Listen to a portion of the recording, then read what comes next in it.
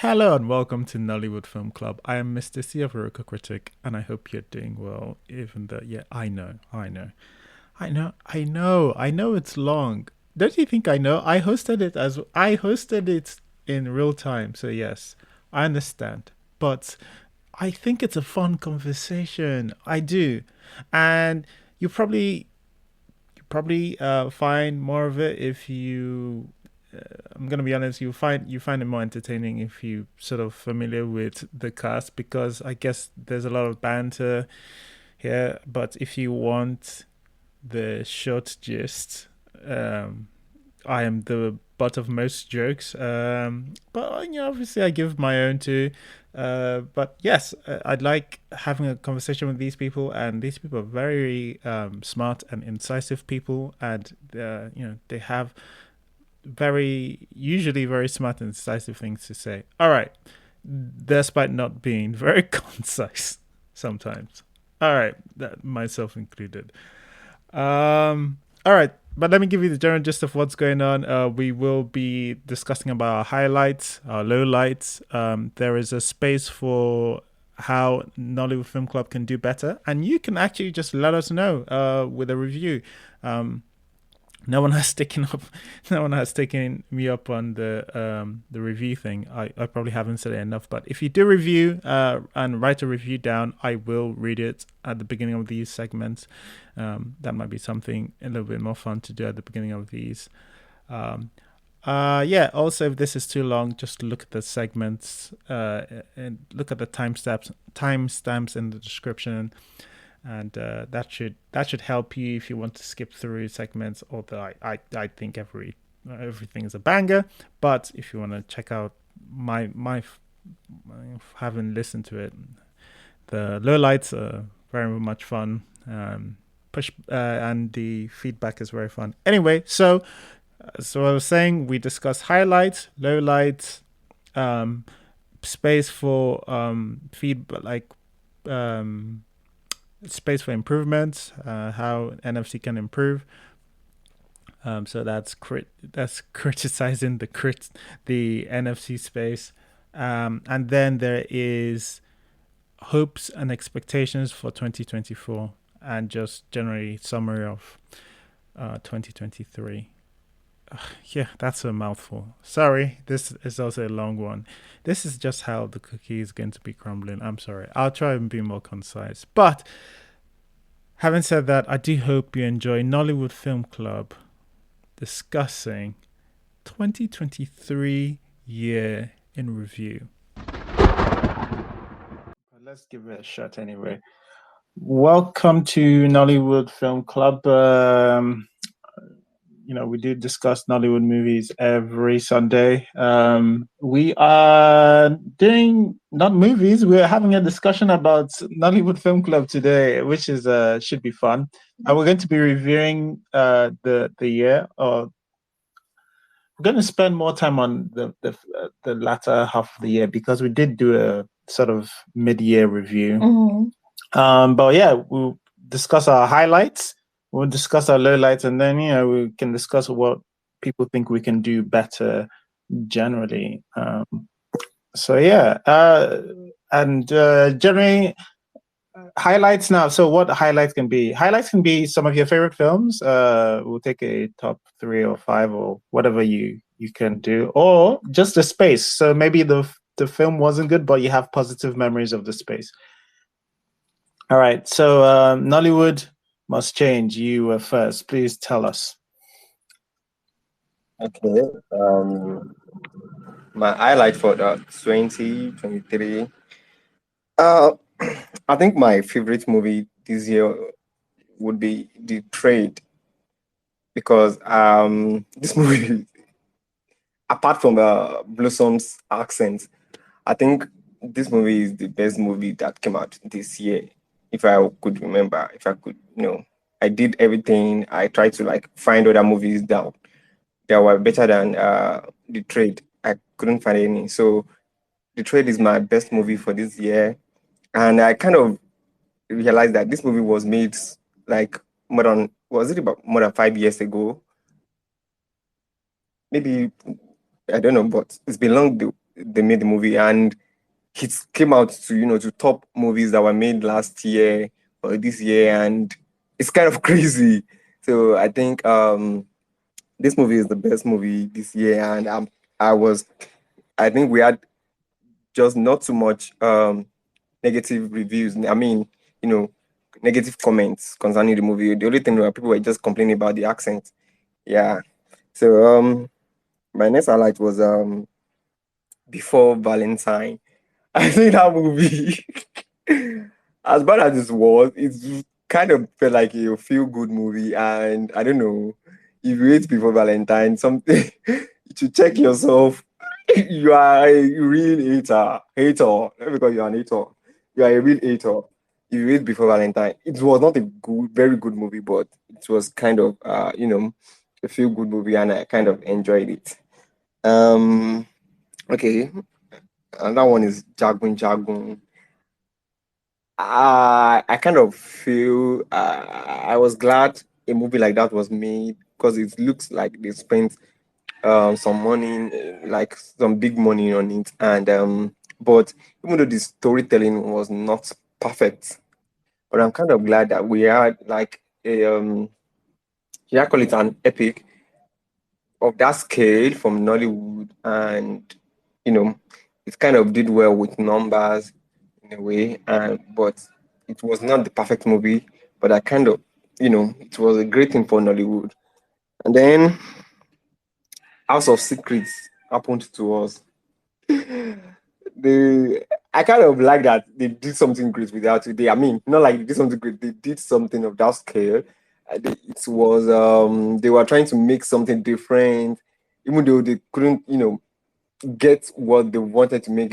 It wasn't perfect, but I was glad that they did something like that, something different from what we've been seeing, like a psychological thriller in a way. I kind of commend the effort of the filmmaker for doing that. Yeah, even though I wish they could do better. Maybe they would do better next time. Um, then the Black Book happened to us again. Hey, I kind of enjoyed the discourse on this one because it made us realize that money doesn't make a good film. Actually, money doesn't mean your film will be good.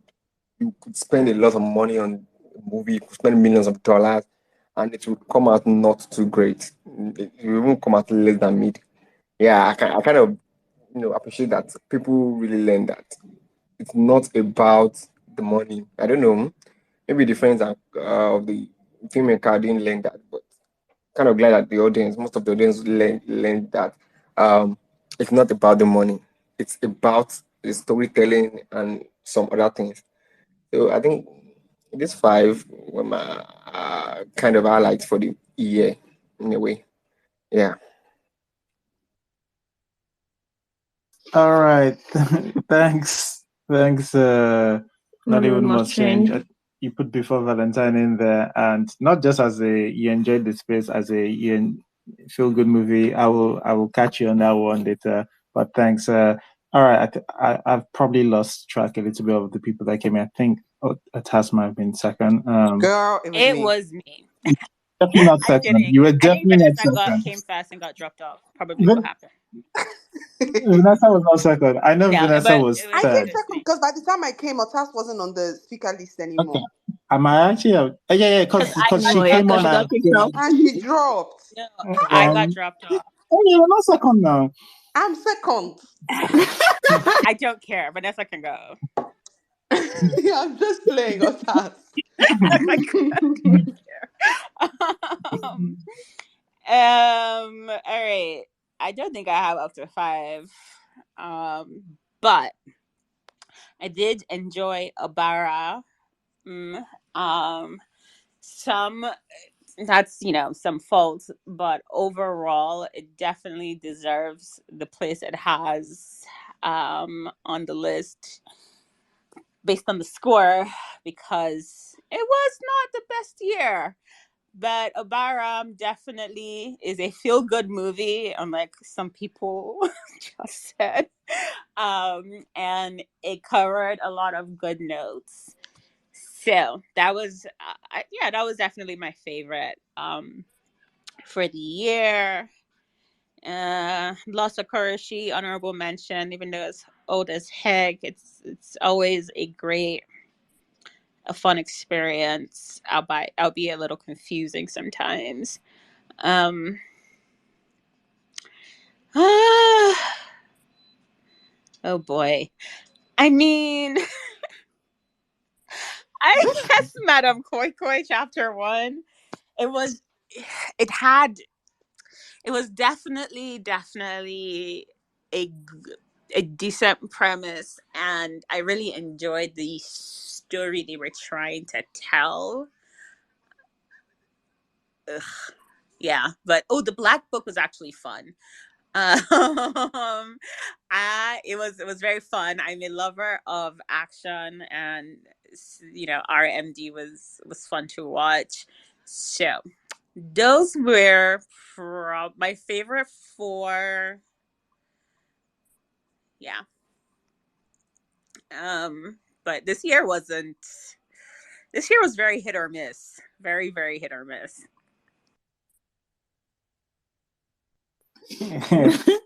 Yeah, thanks. Thanks, Thanks, Taz. Again, somebody puts Obaram as another film that's we're supposed to just accept. Actually, she said it deserves its position. Considering the year we've had. Yeah, okay, which is not the most ringing endorsement, but its position is outside the top 20. It's number one, isn't it? On NFC. Do you mean Sister? Oh, I'm an idiot. I mean Sister, not Obara. Why would I say that? Obara is the one with that babe who cannot act. I meant Sister. Definitely. Okay, all right, that makes sense. Yeah, definitely Sister. Sorry, Sister was a feel-good movie. It had some faults, but overall, it was just a nice, sweet family movie, and definitely very much feel good, at least in some of the way it resolves itself. You know what? This is why we should ask questions, because I did ask the you were talking about Obaram here, and I was like, let's talk from her teammates. All right. And who do we have next? Vanessa? Who do we have next? I would just like to say, guys, I fought this year. I fought with a lot of people. I fought many battles. I fought myself and my Nollywood fatigue. I fought the general population. I fought Nollywood filmmakers and their people this year. Those were I'm giving you my highlight reel. I don't even care about NFC. This is my personal highlight reel. You fought us. I fought you, not us. Don't involve Mrs. C in your bad behavior. I fought you. And we made up. But yeah, this was a year, man. I was dealing with Nollywood fatigue this year, and I thought, okay, coming off of last year, that this year was going to be better. Halas, I was proven very wrong. This year was the year we're gonna get our $1 billion technocrat sponsored film, and it was going to be the best thing since sliced bread. And then it wasn't, and then I had the effrontery to say it wasn't, and then they jack me by my throat. I'm so sorry. I can't take. I don't know. I can't take this year in Nollywood very seriously. Like, we had Gangs of Lagos. Was this the same year we had Brotherhood? It's the same way we discussed. Yes. It's the same year we discussed. And it's the same year we got Shanty Town, isn't it? Yeah. Yeah. I'm sorry. So my highlight was that this was the year we got inundated by action films and gang people and the underbelly of Nigeria. All the Nollywood wanted to shook our high with Asian fame and underbelly, and how sometimes action just doesn't happen. There has to be an underbelly network going on, because I don't know how we went from revenge plots to there is a underbelly government meaning that needs to be taken down. I'm hoping that next year, because we've done this, all these underbelly fight, jago, all the gidigbo. Always guiding. We will rest next year. I hate to say Obaram, but I have to say Obaram. Do you But mean not in the... sister? No, I don't mean. I'll tell you why I'm coming. Let me land. Obaram gave me my second favorite Nancyism, and it was in song. Do you guys realize how beautiful that is? We get normal Nancyisms, just by speech. But then Operam was like, no, we're going to take this up a notch and we're going to give you a Nancyism in song. And the fact that I didn't even notice it until Otas pointed it out to me and gave me a timestamp to go and watch that Nancyism. Obaram has to get his flowers. I don't care. You people should give Obaram its flowers. Plus, we got our beautiful baby girl, the child actor. Was this the year for child actors and actresses, or am I being a bit generous? It's You're just being one. generous. It's just one. Are you sure it's just one? Didn't we watch the Aimofe this year? No. No. Oh, it's last year we watched the Aimofe. Hmm. Oh, so sorry about that. Vanessa is like, time is just a concept to you too right now. It Did is you so. pick that up from Black Book? She got it from Lola there. I'm sorry. I'm sorry. I see this year was, I don't remember what we did this year. This year has been a complete blur. Okay, there's a There's a list. guide. I'm actually looking at the guide. It's the guide that is trying to Wow. tell people. Bang, say the My favorite space. Nancyism. I'll tell you what my Say the favorite space was. It Nancyism. was the yes. No, it was the what's the Nancyism? Oh, she said she sang. I'm trying to remember the tone of the song. It was a very solemn song, but the Nancyism is these trails. And it was supposed to be trials. But my sister sung Trails. And I was like, hold on a minute. Let's go back to that song. You should please. I'm trying to move on. Let's move on to my favorite space of the year. It was the African folktale space. We got the Jin film. I'm surprised that's not everyone's favorite film this year. Like, this was my favorite thing I watched that entire year. I liked the Enmity Jane. I liked the Rainmaker story. I need to go back and watch those shots again. I liked the Rain Menine film. Um, yeah, it was a good watch and it was a good space. Everyone had so many different things that they saw and like stuff that they were interpreting from those short films. And I really enjoyed listening to that space. What else was my favorite? What space were we banting a lot and we're just laughing? Any space that we weren't very serious and like we weren't taking the film very seriously was my favorite space this year because honestly, with a lot of Nollywood, it seems like we're tightening Nollywood to our chest. And I've realized moving forward, I have to let go and let God because like my mother would say, they are not paying me to come and talk on this space. People are not paying me to come here and talk on this space for me to be tightening the word to my chest. So from next year, anything that shake and shake. If you people want to be making film about people fighting, I should go instead of giving us love.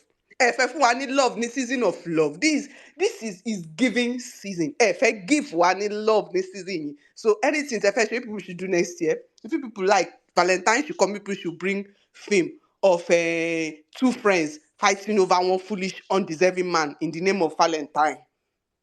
Because is that not the same year that we watched that Mo Abudu film? Tebafe, you people next Valentine bring another film. See, I'm okay. It's okay. All right. Okay. All right. All right. Just going to read something like Hema Pearl says, now for you, Vanessa. You cannot even know that your public fighting impacted me privately. Close friend even blocked me. I suffered for you. Can't be that close and they blocked you over nonsense. All right. Choose your fighter. All right. I've lost the thing. I'm gonna go with Elizabeth. Okay, guys. So this year, I just went through the list that you posted and realized that I only attended like 20 spaces this year, and we've had, when have we had? Okay, 45 now.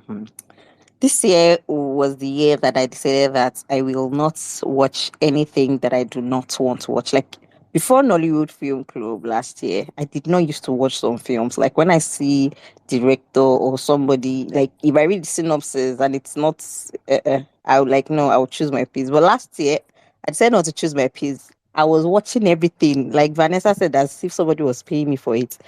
And then last year I was feeling this a terrible burnout. So this year I just choose myself. My favorite, let me start with my favorite. My favorite will be Love in a Pandemic. Not the film, but I enjoyed that space. You know why I enjoyed that space? That space started with Love in a Pandemic and ended with Letters to a Stranger. I like it so much because I went to go and watch Letter to a Stranger afterwards. And I think the fact that we were bantering all through made it one of my favorite spaces of the year. Um, what other one did I like? I like Jolly Roger. Film probably horrible, but I thought the space was nice. Everyone was just speaking out things, even things that I did not remember to say, like the cooked meat, like the boiled meat that was supposed to be the dog. I still found that very funny. Like I had to go back and watch it and saw that the meat was already white. I thought it was funny. I enjoy that space. What other space I like? Omadudu mentioned Before Valentine's. I liked it because guys, I did not complete watching Before Valentine's and I joined that space. Or did I even join? I can't remember. I listened to it. I thought it was fun, even though I didn't complete it. I like that space. What other space did I like? Sister, yes. I like Sister Space. I liked what other space did I like? I was not here for a lot, but I think there's a lot of spaces that I like this year. African Folk Tales Reimagined. I liked the space and I liked the collection, the short collections. And like Vanessa said, not a lot of us had like the same likes, but we all settled on some. But I really do enjoy the different opinions and how people see these films differently, their takeaway. And I love that, at least thematically, people were saying different things. And then, the way we interpret film is different. And I don't think we've had, again, it's not necessary that you have to interpret all films. No, it's not, right? Some should just be fun. But this particular one required that, people see things differently, interpretation. And I really enjoy things like that. It makes me happy when I hear like different opinions. Now, the worst for me, let Well, me I check mean, this one. we get to You said worse. what? Well, I've not yet reached worse. We get to worse.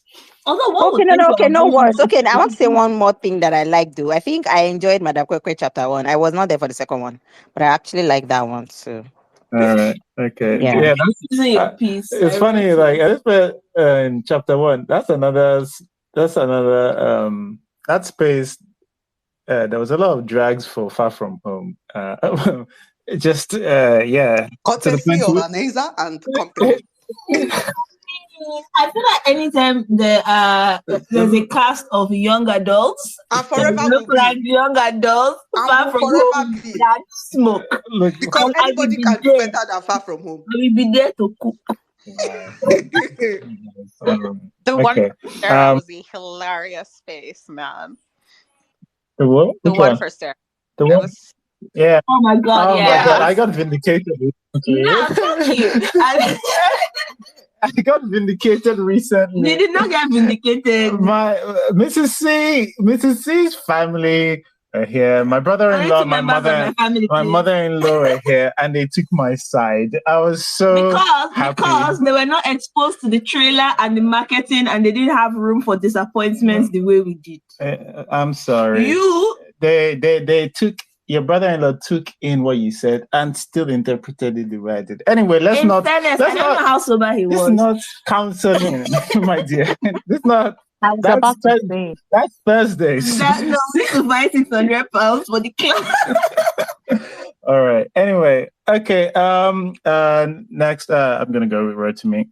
Rotimi, please tell us some of your highlights of this year. Hello, can you hear me? Yes. Okay. I kind of broke my own down in terms of my own top 10, kind of what I got from this year. So I'll try and just breeze through it as briefly as possible about what I liked about each movie. For the first one, I'm going at my number 10 for Yahoo Plus, just for the concept and how to kind of like contain a story within one environment. I thought I liked that. I thought the screenplay, I liked the actors, seeing the new actors, the use of language and everything. I liked the concept. I wish with better money, with a lot more money for technical, if the technical aspects of it were better, I think that was one of my best movies. Number 9, I have Shantytown, specifically for Chidi Mokeme's performance. I think that was like one of the first things that, like, okay, I haven't seen Chidi Mokeme for a while, and seeing his performance, that was one of the things that stood out. Then, as usual, they gave us a underworld gritty crime thriller. Can't get enough of those. My number 8, I have to go with Jago Jagun because of like as a Yoruba folktale. With the, I think for a lot of things with the aspects about the magic, almost learning itself because of the magical aspects and the whole, I think it was the masked assassin, I've forgotten the name, the twist that the masked assassin turned out to be the princess that was in love with Oladimeji's character. I liked that. That was probably the highlight for that part of that story for me. What was I was on number 8. Okay, number 7. Okay, this is not yet out. I just listed it as my top 10. I know it's not yet out, but I put Mami Water, and I'm just going to say that it's an African story made for a global audience. That's where I'll stop. A very artistic African story made for a global audience.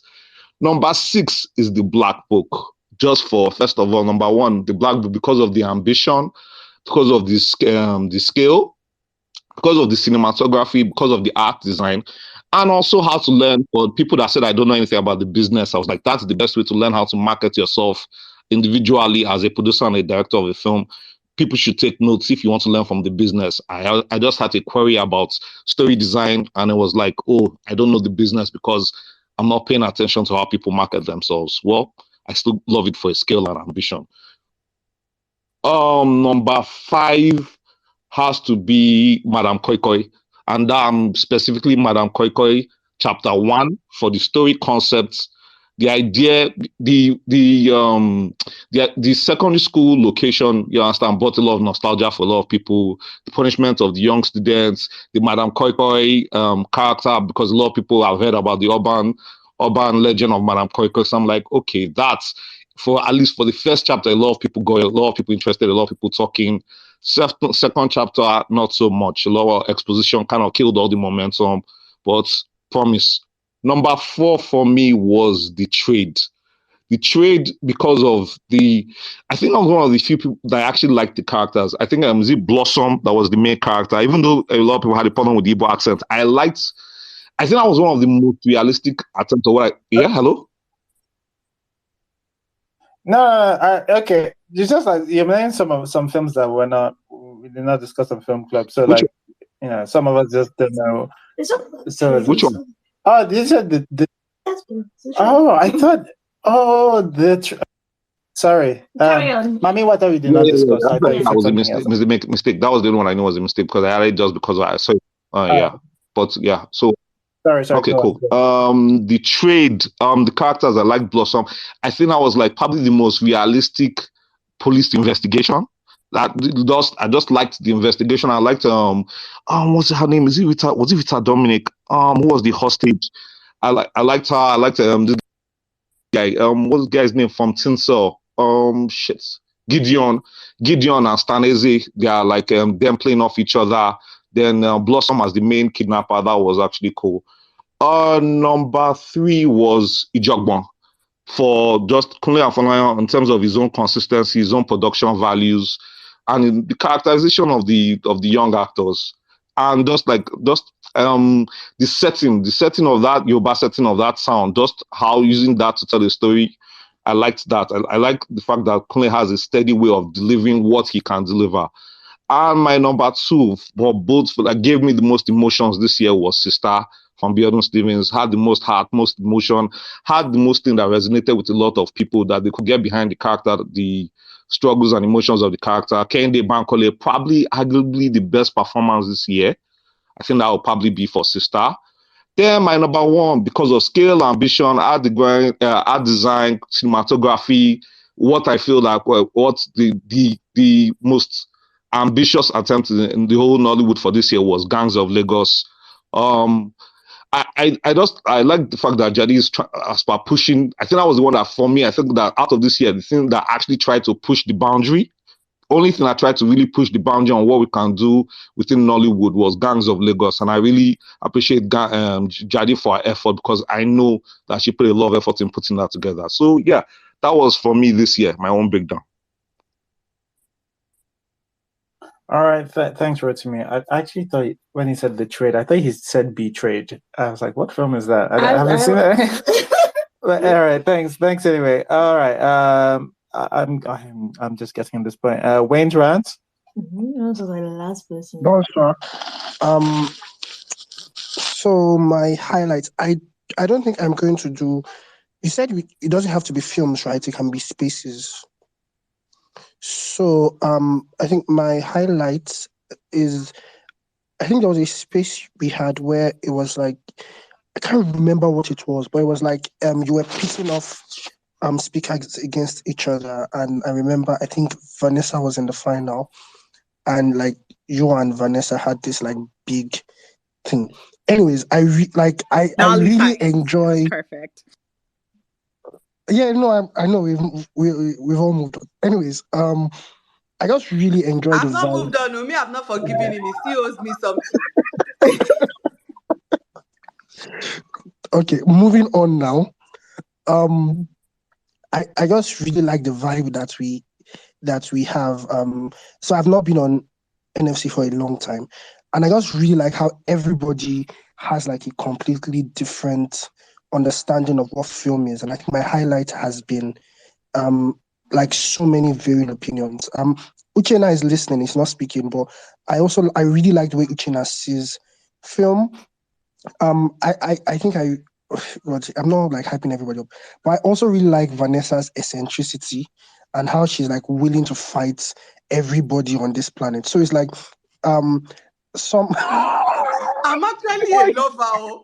It's Mr. Do C not that has caught encourage on to her. this. Do not It's Mr. encourage C her. that She's has trying to caught on change to the league. this. It's Mr. C that has badly influenced me. I'm actually a lover. I'm a sweet Of girl. her fighting on the point that she's not a fighter. Just look at that. Okay, sorry. Last is all my fault. But it's just like I said, varying opinions. I think I have not maybe one film where Onyinkansola is like with all of us. She's like usually on the other, and it's just so beautiful to have that like thing. So that's been my highlight. Every single space we've had and everyone's opinions. Thank you. That's very, very sweet of you. Thanks, Wayne's rant. And that's sort of the point of Nollywood Film Club is that wherever your perspective backgrounds, you get to share on here. All right, okay. I've been told that Pearl was also an early. Please, Pearl, tell us some of your highlights for this year. Spell that. Yes. Hi. Hi. Hi.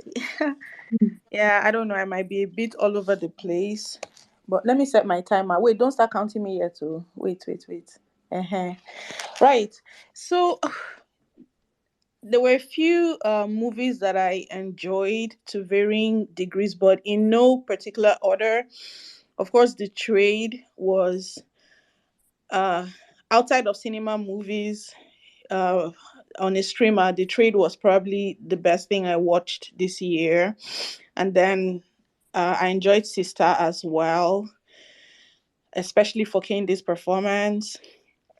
I enjoyed Jagun Jagun for probably the best fight sequence I've seen in a while. And I mean specifically that sequence by the water in the stream or whatever that was. I really liked that. And also it was so very colorful.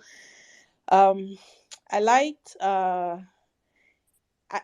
I rediscovered some actors that we've known a long time, but it seemed like this year was kind of like a reinvention of them. So I know Shafi Bello has always been there, but it felt like she was a bit more visible this year as far as her acting.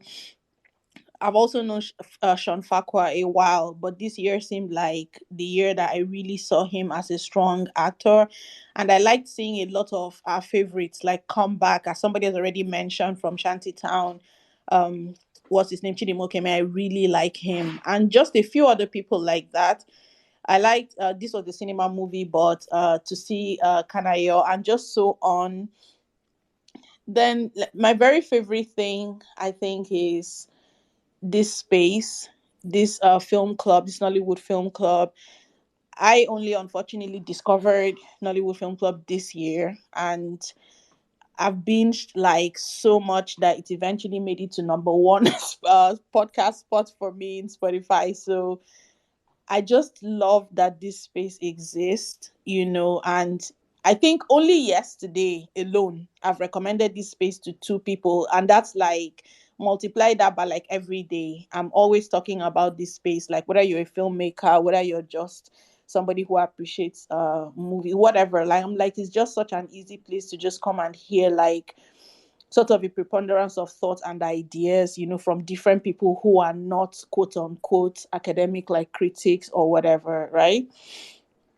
Then I like the black book for just the possibilities. It's kind of like this is what we can achieve, as far as I'm not saying that it was a great movie, but it just showed us, it reminded us that money talks as far as scale. That doesn't mean that somebody has said the opposite, which is like, yeah, money does not make a good film. But I'm looking at it from the point of view of money will definitely help a good story, and I think the black book showed us that you do need like to be empowered to make a good film, after you have a good idea. And then let me see, I like how there are film festivals popping up here and there, and it looks like there's just, I'm not sure if it's from my point of view, but it just feels like there's more people like rediscovering Nollywood as an industry and watching our movies than maybe the past few years. I don't think that the number is going down. The number is going down in the cinemas, but maybe due to streaming, more people are watching Nollywood films. What's my time saying? Oh, I'm almost out of time. Okay, I liked Yahoo Plus. Very simple story, a reminder that story is king. I enjoy, and this one is probably selfish, but the rise of film criticism in Nigeria. It used to be two or three people. Now there's so many of us making noise all over the place, talking about Nollywood and films and everything, and I love it. Let me see what else. I think that's probably it for now. I want to talk about Mami Water, but I had already asked if we could talk about, and I'm told that we're kind of limited to films on streamers and that we've discussed here. So yes, I think that's the things that I'm grateful for and that I liked about like the industry this last year. Thank you so much, Pearl. Yeah, you guys, thanks for recommending, thanks for listening, and I'm happy that you found a space that works for you. Some people, it doesn't work for everybody. All right. Because of you. Yeah. All right. All right. Yeah. Okay. Is it Timmy? Timmy, do you want to? Okay, so just like some previous speakers have already said, I would also like to show my appreciation to the film club, because I genuinely feel like this is probably the only thing that keeps me going in terms of school, because every Friday I know that a film is going to drop and I know that we're going to talk about it on Sunday.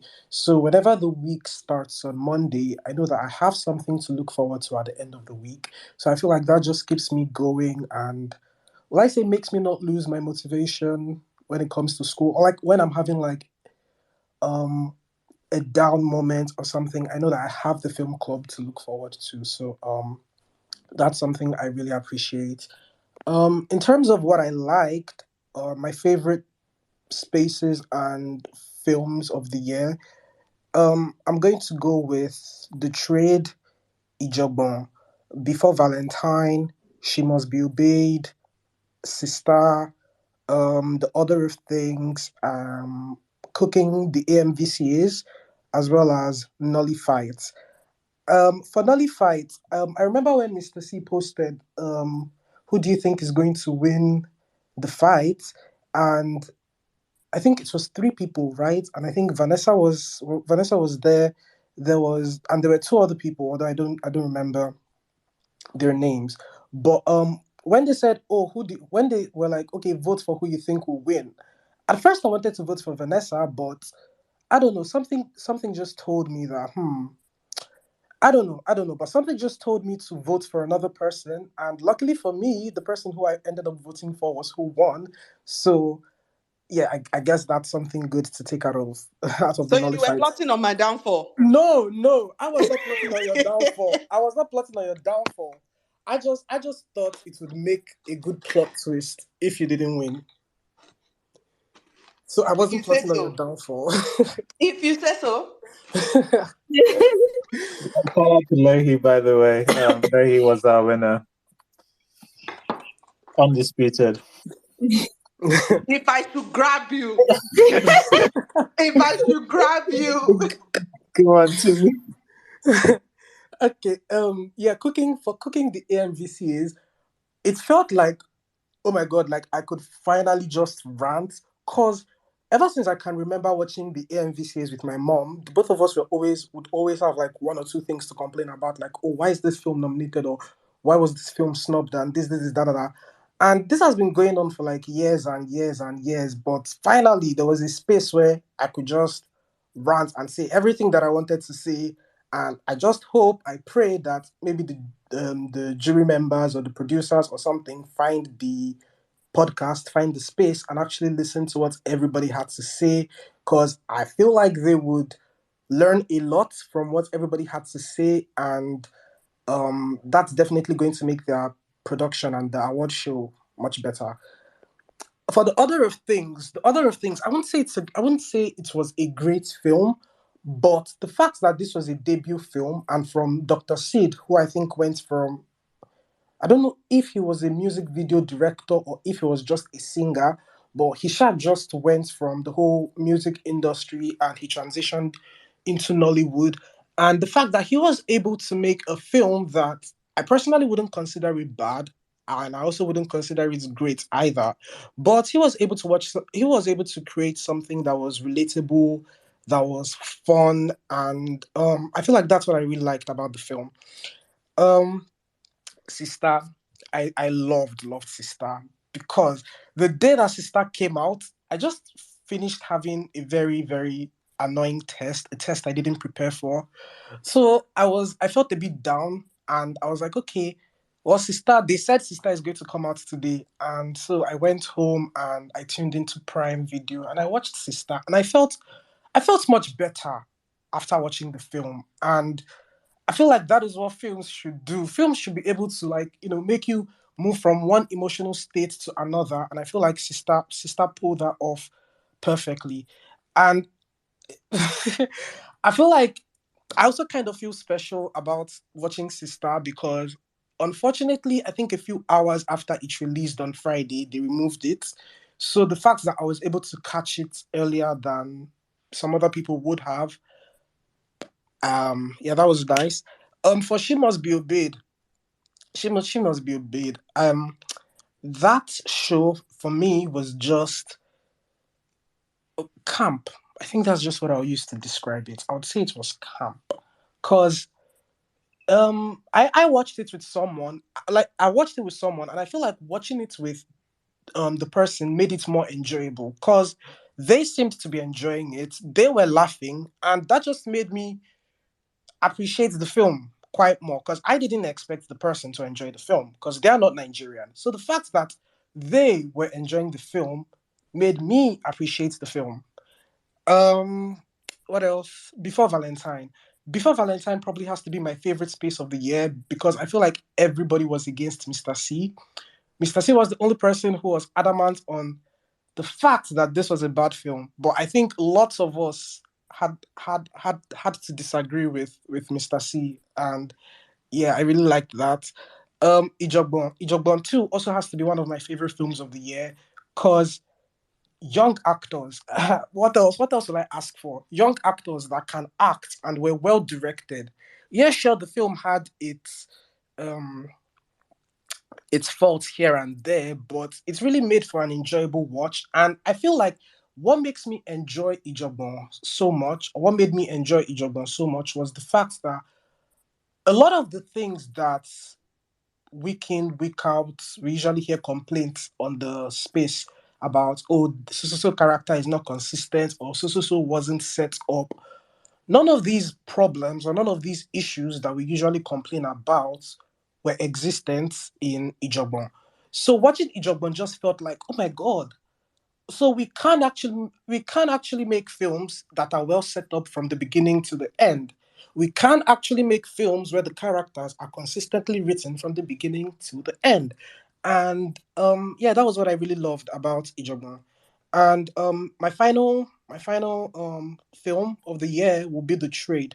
Yeah, sure, the audio was horrendous. It was, yeah, but I feel like I have probably rewatched The Trade at least 5 times this year because just such it's just such a good film. It's such a good film, and the way they went with the investigation, they kept you interested in what was going on from the beginning to the end, and like the way they also showed us Blossom's character. He was a very nuanced character, and the way he also portrayed this character, for me, I feel like everything about the film was perfect except the audio. And I mean, it's been a Nigerian film. I guess it's just one of the things you have to come and accept. But yeah, that's pretty much it for me. Thank you. All right. No, thanks to me. A lot of praise for The Trade so far today. And thank you for spiting me, reminding me of Before Valentine's and how both unhinged most of you guys can be. So sometime that day, I felt like what it was to be a Nigerian filmmaker, being gaslit by you guys. But nevertheless, we reached. Oyinkan, do you want to tell us some of the? I can't believe you're calling us on age. Do you like what's the name of that movie that Guys, used to do? Thank you. Agbada. So people in Yeah, glass houses don't show I didn't stones. love it. I just thought it was. I'm just saying, Okay. people in glass houses don't throw Not stones. if you tell me what I love now. I'm going to. I'm not telling you what to love. I'm not.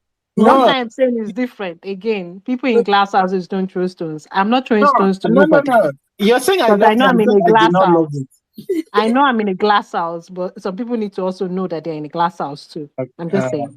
Okay. Anyway, This is why I should have called. I knew I should have called Nolly Goodfellow first before you. But you're supposed to be fair and call according to the accordances. First of all, you always call me last and you forget me. Okay? I don't understand why you forget me, but it's okay. Okay? Now start time. How many minutes do we have? 2 minutes. I think we've been doing it. I feel like you're lying to me. So, how many minutes do we have? Somebody other than Mr. C should answer that question. Or you can just go. If you like to Okay, disturb you, good. we'll beat him this night. Oh, thank you, Vanessa. Thank you.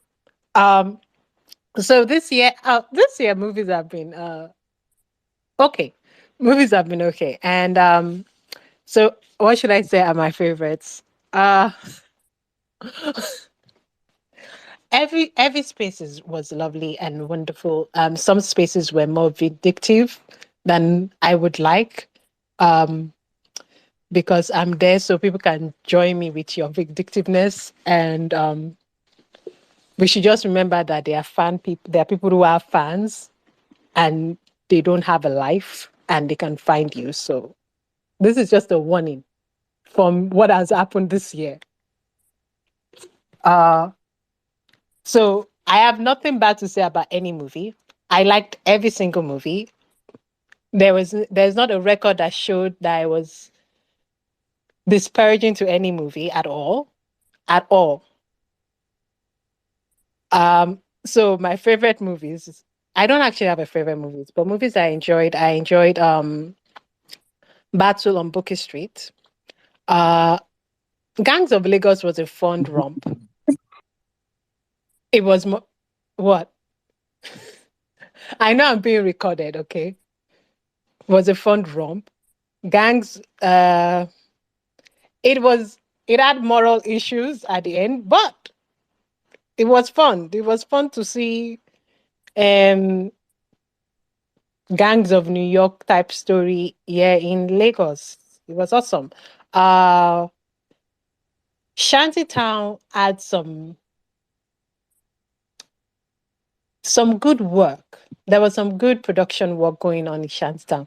Does the story make there's just there are some things to be questioned in Shantytown, but it's good to see old Nollywood people back, and it's good to see that I think it's empowering to see that old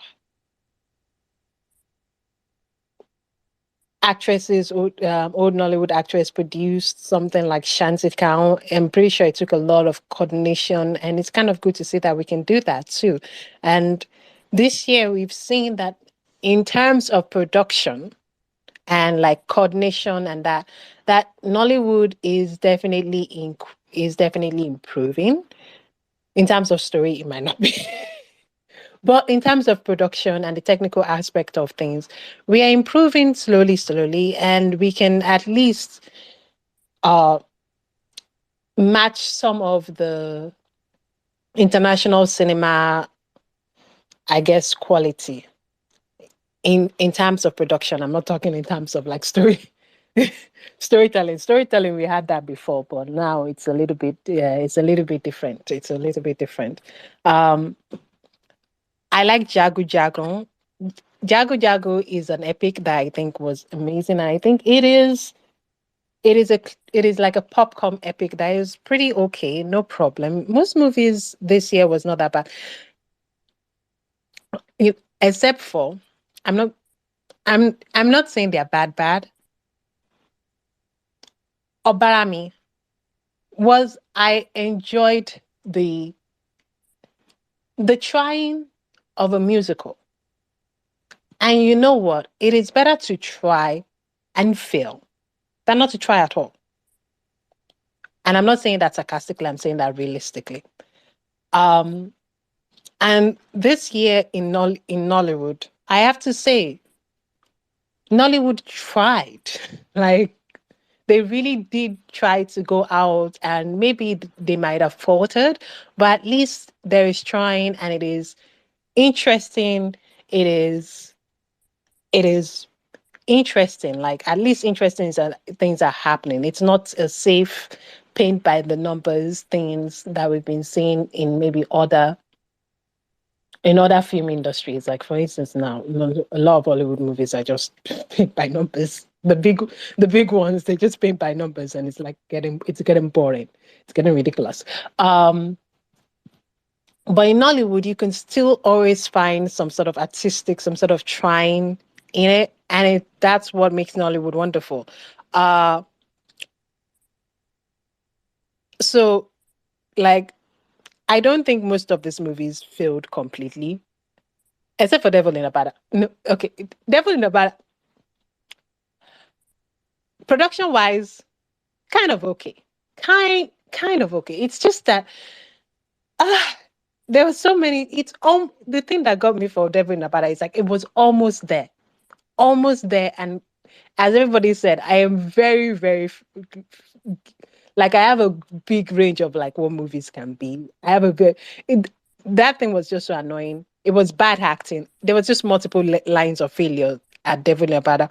But the thing is that they tried, and that's something to give. They tried at doing a paint by numbers political trailer, and yet they still failed at it. But it's okay. It's good. It's like that's what happens in life. You try so and sometimes you fail. It's okay. We move on. The spaces, I generally liked all the spaces. It was generally nice to see like people have different opinions, and it was generally nice to hear people's varying opinions and pushbacks and all that stuff. It was wonderful. There were things that when I was watching a movie, I saw, but it just wasn't staying on me. But whenever I come into the space, I'm like, yeah, that person makes a very good point. I remember seeing that, even if I loved the movie. Um, and I generally like the space. No matter how much time I fight with Mr. C, I'm not envious of your position. I would just like you to remember me. But it's okay. Uh that and I generally like Vanessa's antagonism. We always need somebody to be antagonistic. I just, like I said in the beginning, I'm just a little bit scared because Vanessa is taking no prisoners, and I'm like, This reputation that Vanessa, Don't I'm right worry, beside. I I'll don't watch your know. back. Don't be scared. Like, nothing is This happening. No, no, reputation that I I'm have. like, yo, I no, no, actually no. never I'm go like, out yo, to be Vanessa, antagonistic. I'm right beside you here, and people might think that I am with you, but it's okay, Vanessa. When it's, I'll take some bullets for you, some not all. If they come after, I would definitely throw you out, Vanessa. I'm so sorry. I apologize. I have to survive. Um, Osas too. I know that we said Vanessa, but Osas, you're right there I too. speak like 2 words. What did I do? You know, you're right there too. Vanessa is just louder. She's just out there. She's the first person they call for. But Osas is there. But it's wonderful. I'm just like, wow, you guys are more braver than I will ever be. But also, that was wonderful. And Mr. C, being always like, you guys get on Mr. C's neck, and I just want to say, like, let's cut him a break. He It's deserves not it. easy to roll the show. Okay. Yeah, he deserves it. Like, sure, he runs the ship into an iceberg every night now and then, but like, let's give him a break. At least we're still floating. See, Mr. C, I'm nice to you. Don't All and right. that okay, now C is going to cut me off after he says something nice to him. Okay, Well, bye-bye. you were doing well, and Bye-bye. then now you accuse me of steering the ship into an iceberg. All right, okay. I said we're still floating. What? I'm so On the lifeboat, shivering with we're still floating. We're not the Titanic. We're still floating. We float into the harbor. No Oh, matter how much bad movies you purposely give, but we float into the harbor. all right. Okay. Okay. responsible for all the bad movies that exist. All right. I do love Yinka. She is again like she's one of the day ones. So all of the bands I love, especially you do need an antagonist sometimes. I love the antagonism. Bring it on. All right. I am not antagonizing you. Again, remember, we still get to the harbor. I am not antagonizing you. Yeah. All right, Nolly Goodfellow. I know you haven't probably joined us, but there's a list of the films we've spoken about. I don't know if there are some that you particularly like that you wanted to highlight. Please go on. Right. Yeah. Hi. Thanks a lot for having me. And I'm going to start by digressing a bit. I'm an Indian Nollywood fan based out of India, which is why I sound different from the rest of you. Well, I started a YouTube channel also where I talk about Nollywood movies. So I started it earlier this year, and in my very first video, I had mentioned that I may not be able to talk about the latest movies, but then luckily 2023 has been buzzing with Nollywood movies with releases every other week. So that's been amazing. Well, in terms of quantity and in terms of quality, one thing I would say, like Oin Khan mentioned, is the amount of ambition. So, in terms of ambition, movies that stood out to me were the House of Secrets and Jagun Jagun and Gangs of Lagos. and there was one more. Black Book. Yeah. Also, I think one big moment for Nollywood was Blackwood being #1 in South Korea for many weeks together. Now, why is that so big? To put things into perspective, the world turns to South Korea for thrillers. Like in Bollywood, for instance, in the last 10 years, a larger number of thrillers were flicked from South Korea. So for a Nollywood movie to do that good in South Korea is, it's quite telling. So that was there. And in terms of content, movies that really stood out for me were Trade, Sista, and Yahoo Plus, which everyone has spoken about. In terms of movies that no one spoke about so far, I would say is My Village People. I mean, as a horror comedy, I know the horror fell flat, but the comedy was really good. Like, I don't think I've enjoyed a Nollywood comedy as much as that. We're short on time, so I think I'll just leave it at that. No, all right. Thanks, Nari. Good fellow. I've seen a few of your videos actually. With I think My Village People we saw last year, so we did discuss that last year, and that's probably why we're not talking about it this year. But yes, I thought it was 23 movies. Sorry, my bad. No, that's all right. All right. Okay. Mrs. C. Yeah.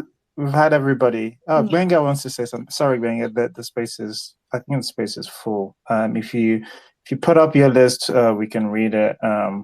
Except if somebody wants to drop. But if not, we've stopped the rotating to keep the space short. As short as we can. Shorter. All right, Mrs. C. Your highlights. Okay. I mean, I want to add this space because I'm really enjoying this one. So I think what I had put as my highlights was I'd rank Samaria / The Way Things Happen space as #1. And again, I don't know if it was Vanessa that says it. I'm really struggling to remember the actual content of specific spaces because I don't know, we're doing this every week, right? Things start blurring into one, and it's just a space ends. I know I had a good time, but I'm not like making it a separate thing. But anyway, Samaria / The Way Things Happen, I like that space because I liked both those shorts that we did. So I'm putting it there. The Way Things Happen, I just thought it was such a beautiful, beautiful short film on grief. Samaria, I I was just talking about it with Mr. C today, and I'm like, yo, that film got me, right? Like that film got me. Then the villain actually groomed me too. I got lulled into a false sense of security, and I thought that was quite nicely done. But following up from that, my second space is Romance in Nollywood. Romance in Nollywood space. All I remember is there was a duet. Okay, Mr. C said I sang a duet with someone. That's good cheating, but go on. That counts as a body. We were singing this song from, oh my God, I can't remember what the film is called now, but you are the melody of my life. Living with you was a punishment. And I was like, wow, we had romance. We were singing Let's Meet Like Two Waves and Promise Never to Part. We've lost the art of romance in Nollywood. But anyway. I think my singing, my rendition of the Deadly Proposal song is much better. That's a better highlight, but go on. Anywho, there was singing in that space. How many spaces do we sing in? But yeah, I really the space about a musical. I know. Oh God. Yeah, I did really enjoy the romance in Nollywood space. I really enjoyed that. That was good fun, and it was good conversation as well. It was really good conversation. Sorry. Also, worth pointing out, a lot of filmmakers reached out to us after that to say that they learned a lot. Which, yeah, I mean, it's much nicer than Death Threat. it's not always it's not always what we're thinking, but it's Yeah. always nice when it has this kind Yeah. of effect. Because I think for us, NFC is for audience, right? We are a space for audience. But if filmmakers come in and pick up some audience feedback, that is great as well, because there's a nice collection of an audience. So this one's chaotic, but the Madame Koi Koi 2 Part 2 space. This is a chaotic entry because who were these people? I can't remember who particularly. Cynthia. Well, Cynthia, number one. Y'all's goods were recanting your goods from part 1. What is wrong with you people? What is wrong with you? This is a collection of really unhinged people. Myself included. But yeah, I don't know, man. That it was just, I think it was so chaotic, and it was a little extra funny because the dip from part 1, and then we did the NFC score, and it's like everybody knows which parts brought down the group average. Everybody knows it was, and it's just weird because like everyone we've been talking about the third act curse, and it is a thing, and it was just, yeah, we got to see it in action for like 40 minutes, an hour of the third act curse, and everyone got to get it off their chests.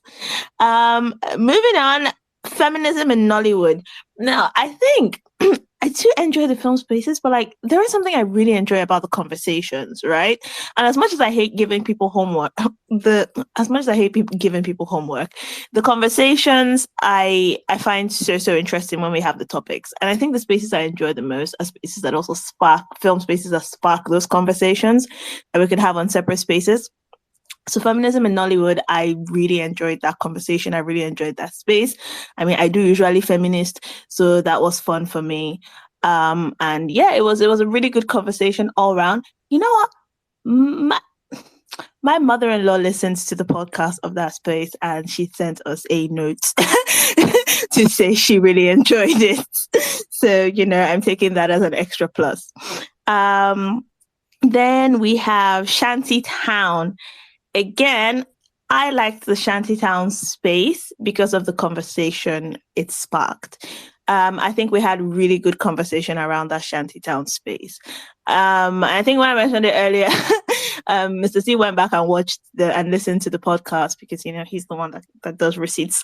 And it was like, yeah, at the time when we were having that space, I think a lot of what was going on the TL and the conversation around that was a lot of, you know, just, you know, praise for saying, you know, Chidi Mokeme and all Nollywood actors, and, you know, everyone was like girl power and whatever. And, you know, we're on NFC and we're talking about it, and we're talking about, you know, how much the commodification of women's bodies in this, right? The gratuitous nudity when, like, you know, for women, but not, you know, for the men.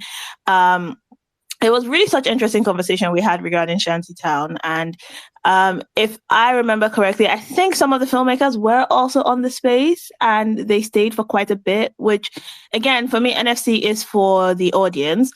But I do think it's good for them to get feedback. And if you listen to Film Club and you get feedback and you're not coming on the TL to tell us our daddies are mad, I'm thinking you're potentially going to get one or two things and spare us a bit more pain on your next project.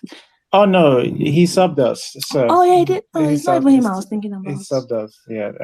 If you're talking about, well, I think the writer, not the director. The director, not the director. The director actually, I think he does try to pay attention. The director sub, but yeah. Okay. Well, subs are fine. Yeah. But yeah. But I think those are what I listed as top 5. But to be honest, I really enjoyed so many spaces this year. Devil in Aguada was such a trip. Devil in Aguada was a trip. Before Valentine's was a trip. Passport space was so fun because it got to be Mr. C and I against the world. And I would do it again. I would defend the comedic, I don't want to say brilliance, but I would defend the comedy of Passport. I would do it again. I will also fight everybody that said a young time ago was anything short of atrocious. That was also a fun space, but Lontana, we will meet at the front. Anybody that liked a young time ago, I'm going to make you watch Love in a Showroom. Tell me how you feel about that. But anyway, this was a year where we've kind of been through a lot. But you know what? The spaces have been good. The spaces have been good. Okay. All right. Let me see if somebody has. Okay. All right, Benga was saying it was a mistake. All right. So some of the what are the things I liked? Let me see. What did I put on here? You cannot remember it off the top of your head. Girls. If you really wrote the list, you will know. All right. So I think at number 5, I had the Black Book. The Black Book for me is the space, not the film. But it is the one for me that how'd I put this? Sometimes like one thing I do like about Nollywood Film Club is sometimes when the TL is going left, you come to Nollywood Film Club and you really find out whether left is really the way we should be going. For me, well, at least if that's the right temperature. I'm not saying that everyone in Nollywood Film Club doesn't always have the same. We usually don't have the same opinion. We usually fight about a couple of things, but you actually hear people's what I feel like it's something close to the truth. Because like even as much as I think the NFC score is imperfect, like it's actually not bad at telling you the temperature of like generally what people feel about it. Like I think a lot of us who came on Sister, a few of us, not a lot, like a good chunk of us who came on to discuss Sister did not particularly like Sister. Like Sister is by far the highest, clearly the highest rated thing on the NFC score rating. So so regardless of what people say, like I think the NFC score is not actually a bad way to check the temperature of like how people feel about these films. So I liked it because like everywhere it just seemed like, you know, the Black Book, and not to take from, unlike Vanessa, who just wanted to just take away from the achievement that Editi had done. Not to take away from Not you trying to pitch me against the whole Nollywood director. Are you seeing what this man is doing? Yeah, I would never do such a thing. Hey, God. Unlike Vanessa, who just do it willy-nilly. But aside that, like, and I know even someone like Naughty Goodfellow, he enjoyed the Black Book, and I think he's mostly spoke about like the skill and ambition, to be fair, which again I don't mind. But like I think what sometimes I experience on the TL is like everybody's like, oh, this is really good, this is really amazing, and no one's even giving like a version of the production was really good, but like we probably need work on the story kind of thing. A lot of people, and sometimes you see this on your TL too. Some people are like, I'll wait for Film Club, because that's as much as some people are prepared to say whilst tweeting it. But what I'm hoping is that people will generally just become. I think one of the reasons why we opened this, like, nothing will happen to you. Come and say your mind.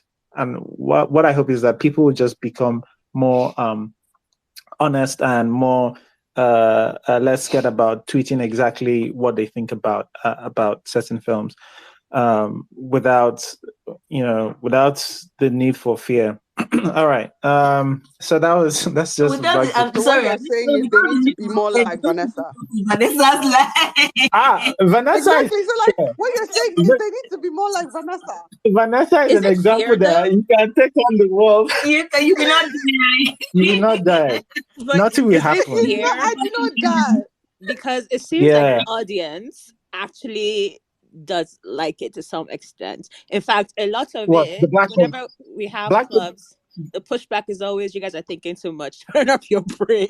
I believe it's still like 53%, no, on the NFC, which is exactly. I think it's, I think that's where it belongs, to be honest.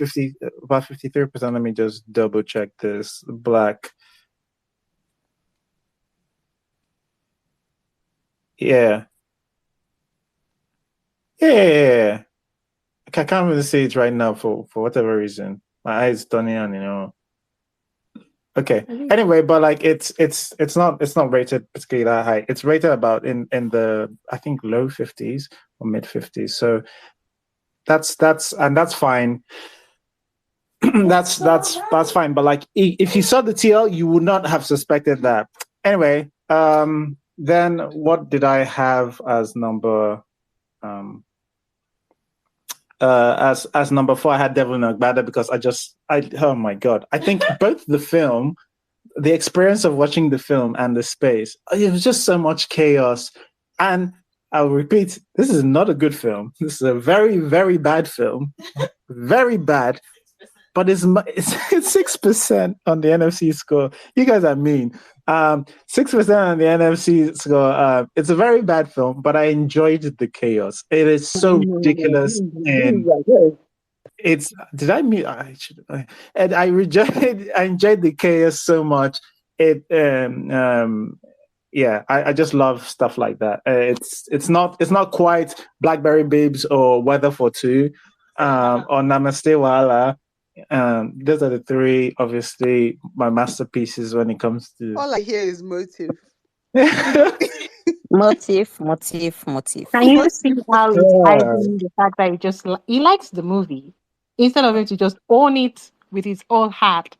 I'm telling you, I love it. I don't like it. I love it. I He love loves those the movie. movies. Own it with your own I heart. You love just know what I'm them. saying is very something. But yet they are the ones that attack people who are like, oh, a No, young time ago, don't tell me it's the movie. better, Don't tell me the movie is objectively good though. better than this Don't tell me movie. the movie is And good. they're like, That's why we. That's what the person is delusional. It's okay. It's okay. But It's okay. I see why you two are made for each other. It's amazing. This is romance. This is the romance that Nollywood needs to be writing about. Yeah. Brought together by Devil in Agbada. Yes, who is going to make it for us? All Make right. a film about the seas. Romance in Nollywood, that's what we'll call it. Love in Nollywood times. Yeah. All right. Get the director of Love in Agbada to direct the movie just like Love in Agbada. Namaste Wahala only. Love and namaste. All right. So the third one on my list, why is Nollywood so bad? I love that what kept me up. So we've just decided we're going to be discussing some what kept me up. We'll try to do monthly, depending on like the way the inspiration hits writers. But I enjoyed that space a lot, and I thought there were a lot of discourse, and I think that one just reached people in the right way, to be honest. Romance in Nollywood.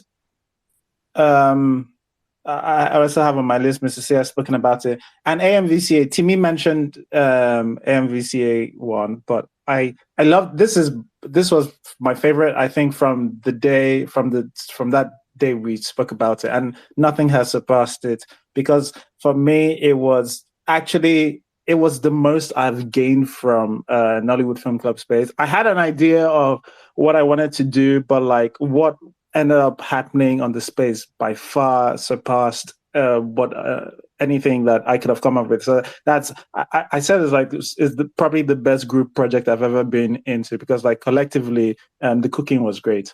All right. That's my some of the things I enjoyed. But those are my highlights for Nollywood Film Club, and of course, we'll do the sort of summary thing a bit later. All right, so if people wanted to discuss some of the lowlights, all right, who did we start with? Oh God, memory is gone. Who did we start with? Just everybody put their hand up. It was. Can I just say something? It was No, Nollywood. it was Nollywood. Mr. C, what do you mean? What's going on?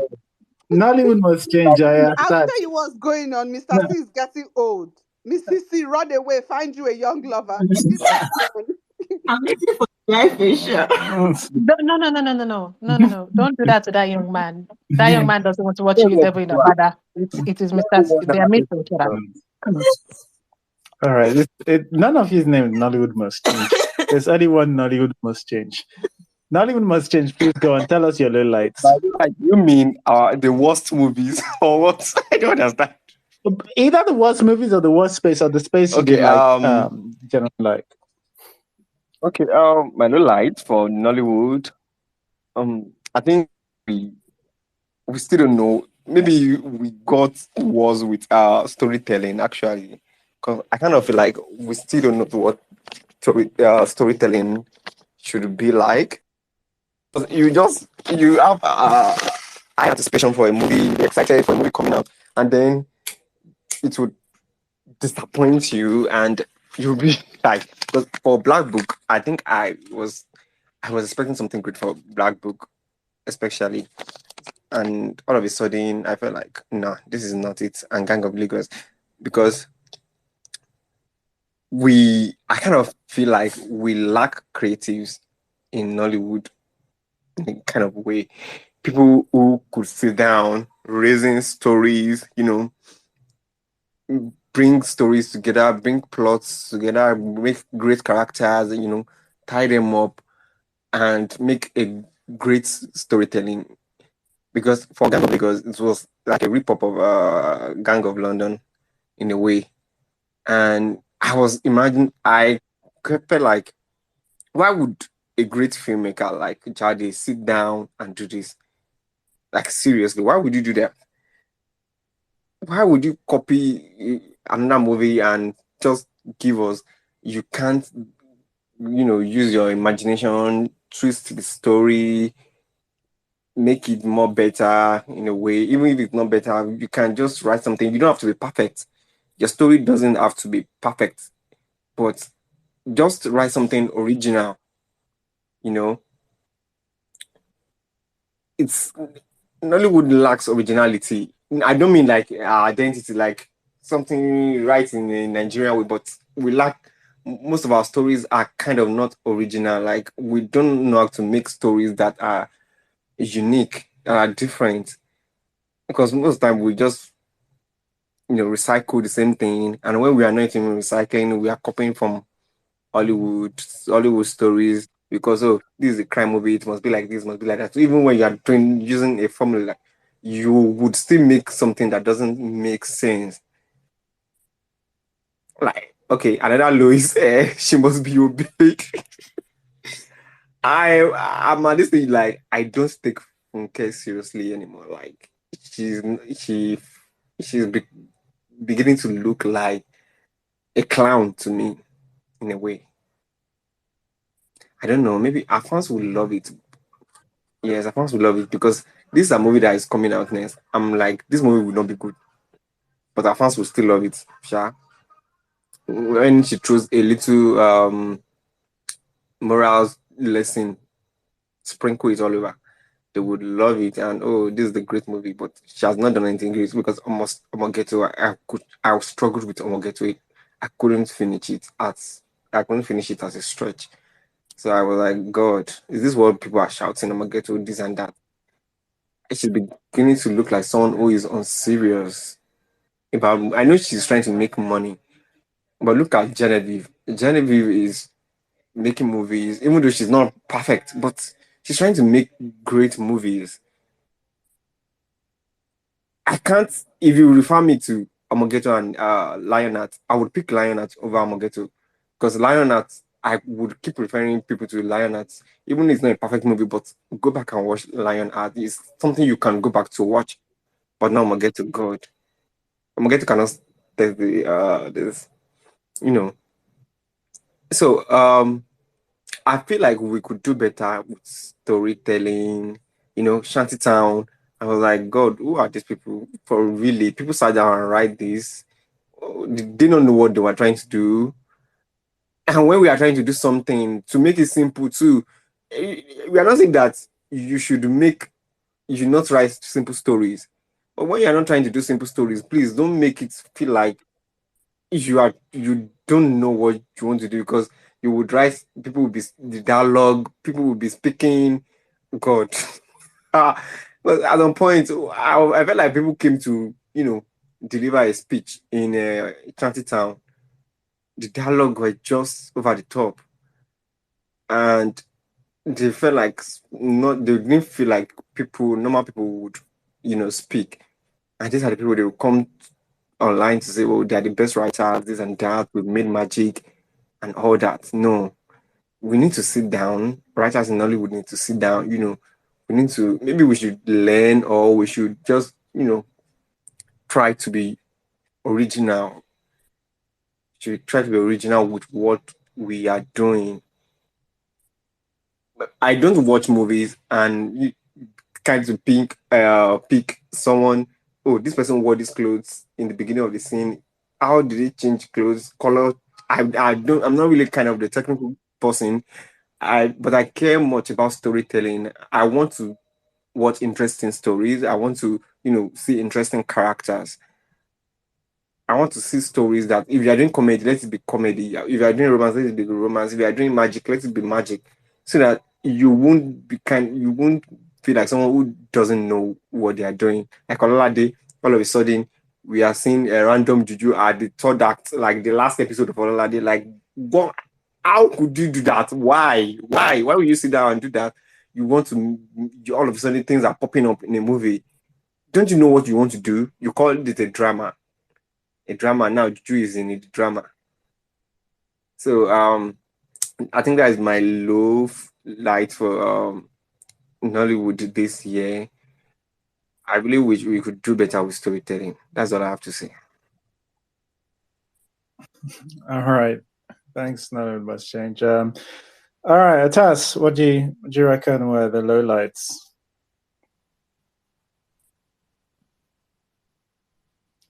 Atas, you there? Oh, going to have to go to Vanessa. All right, Vanessa, what are some Not of me, you? not me being the second choice. I'm playing. My lowlights. I'm gonna start off with Here Love Lies.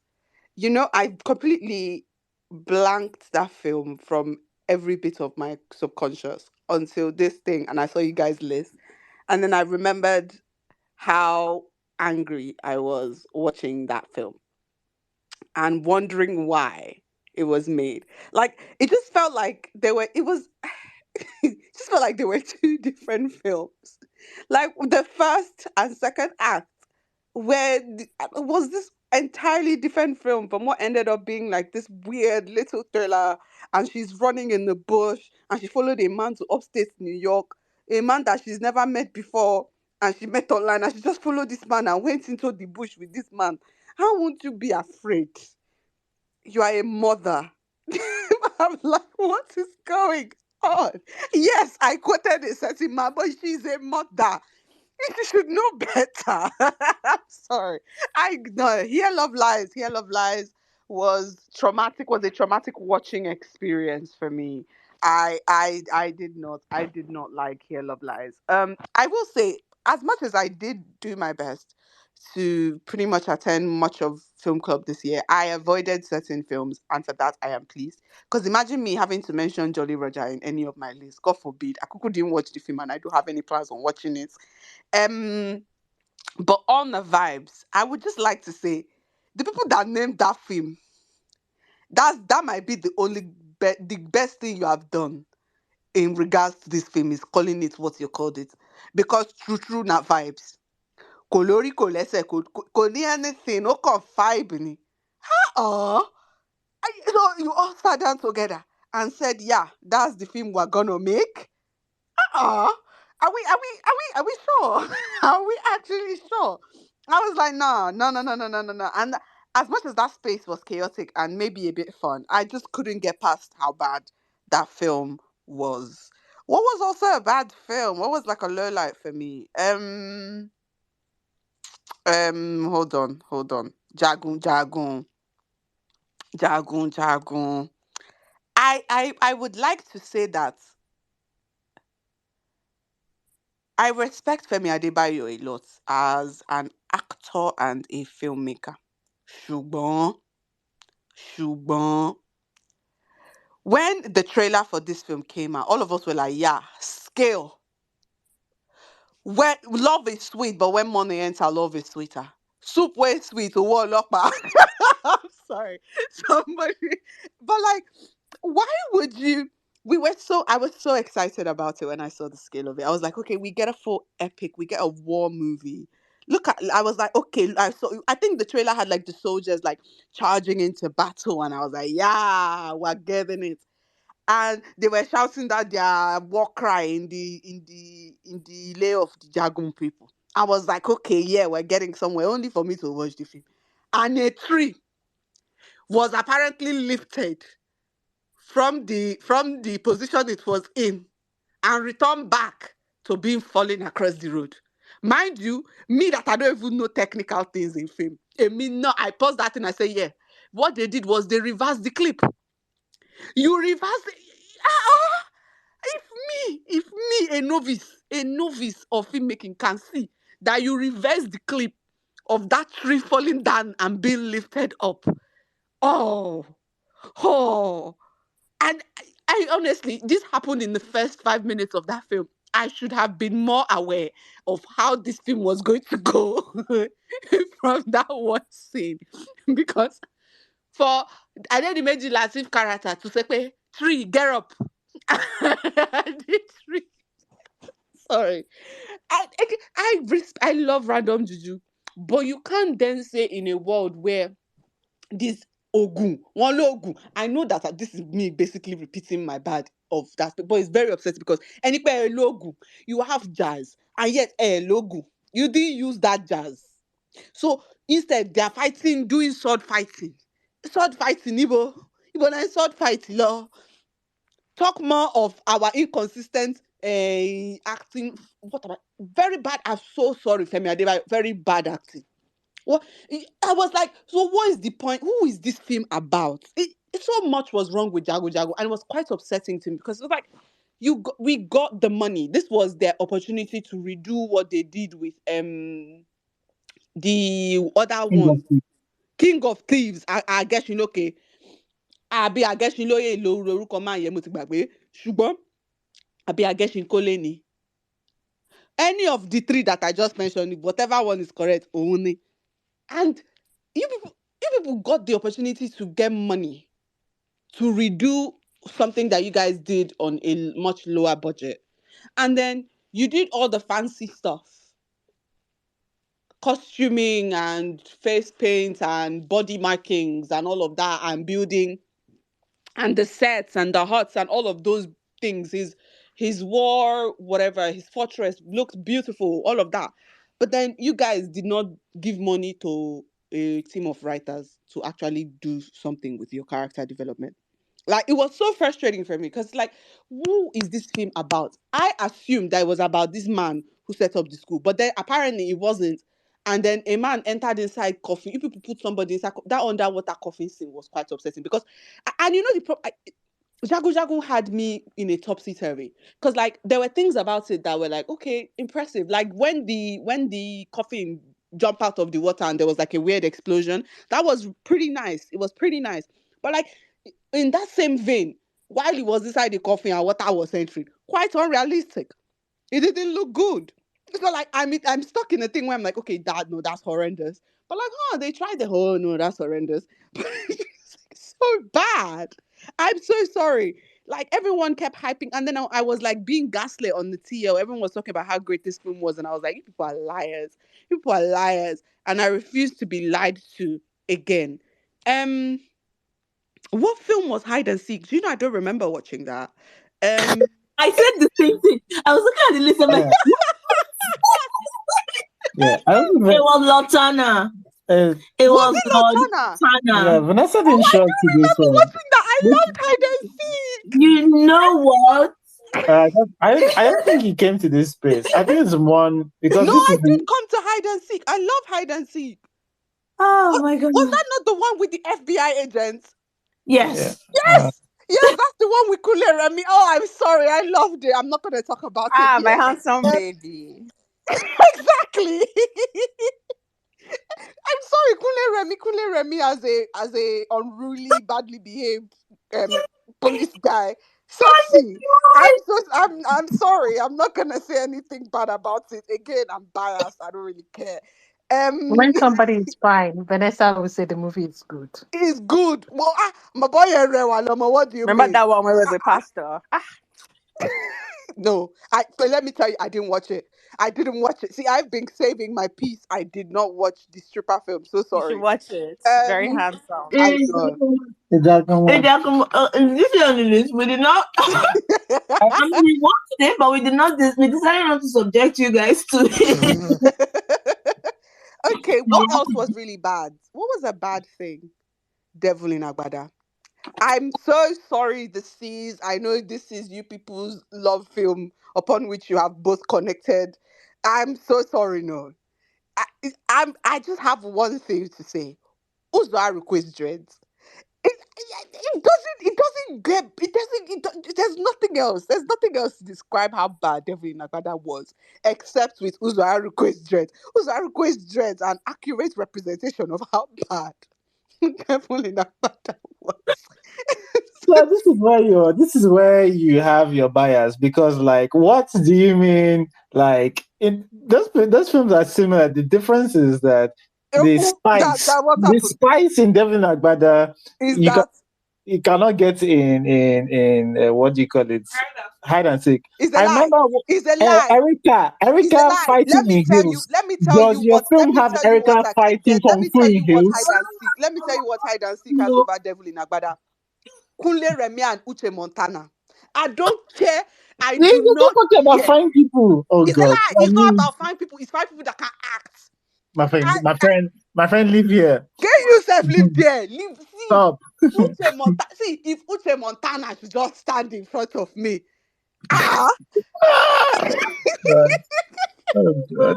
I'm sorry. I will Or recommend him not to stand in front of you. that fight training sequence with Uzo Arukwe, apparently number one feared assassin that was teaching our guys how to do kickboxing. And yet, I think that when it came down to the nitty gritty, they all ran away and left one guy behind. I'm sorry. Did you guys notice how conveniently in the final scene they were nowhere to be found except for one person? And you people thought that I would like that film. God forbid. Last, we're all unhinged on this place. God actually forbid. I will say though, nothing actually like viscerally upsets me this year.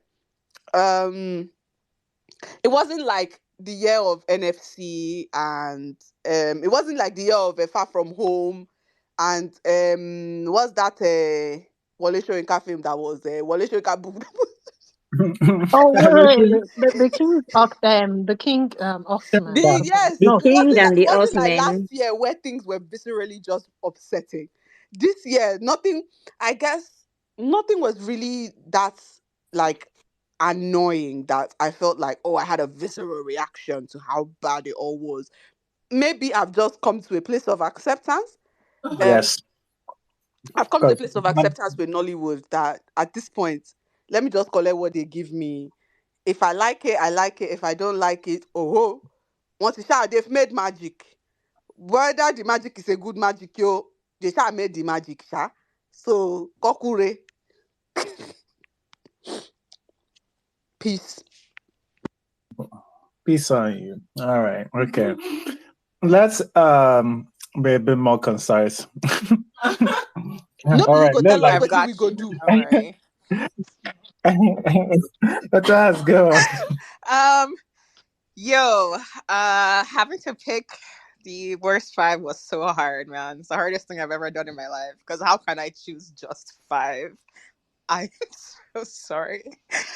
But so mine is kind of a mix of both the movies I found the worst and just like I guess the worst moments for Nollywood Film Club.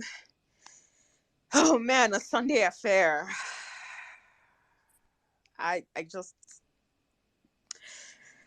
that movie was so funny, so audacious, and just so insulting to both of those women.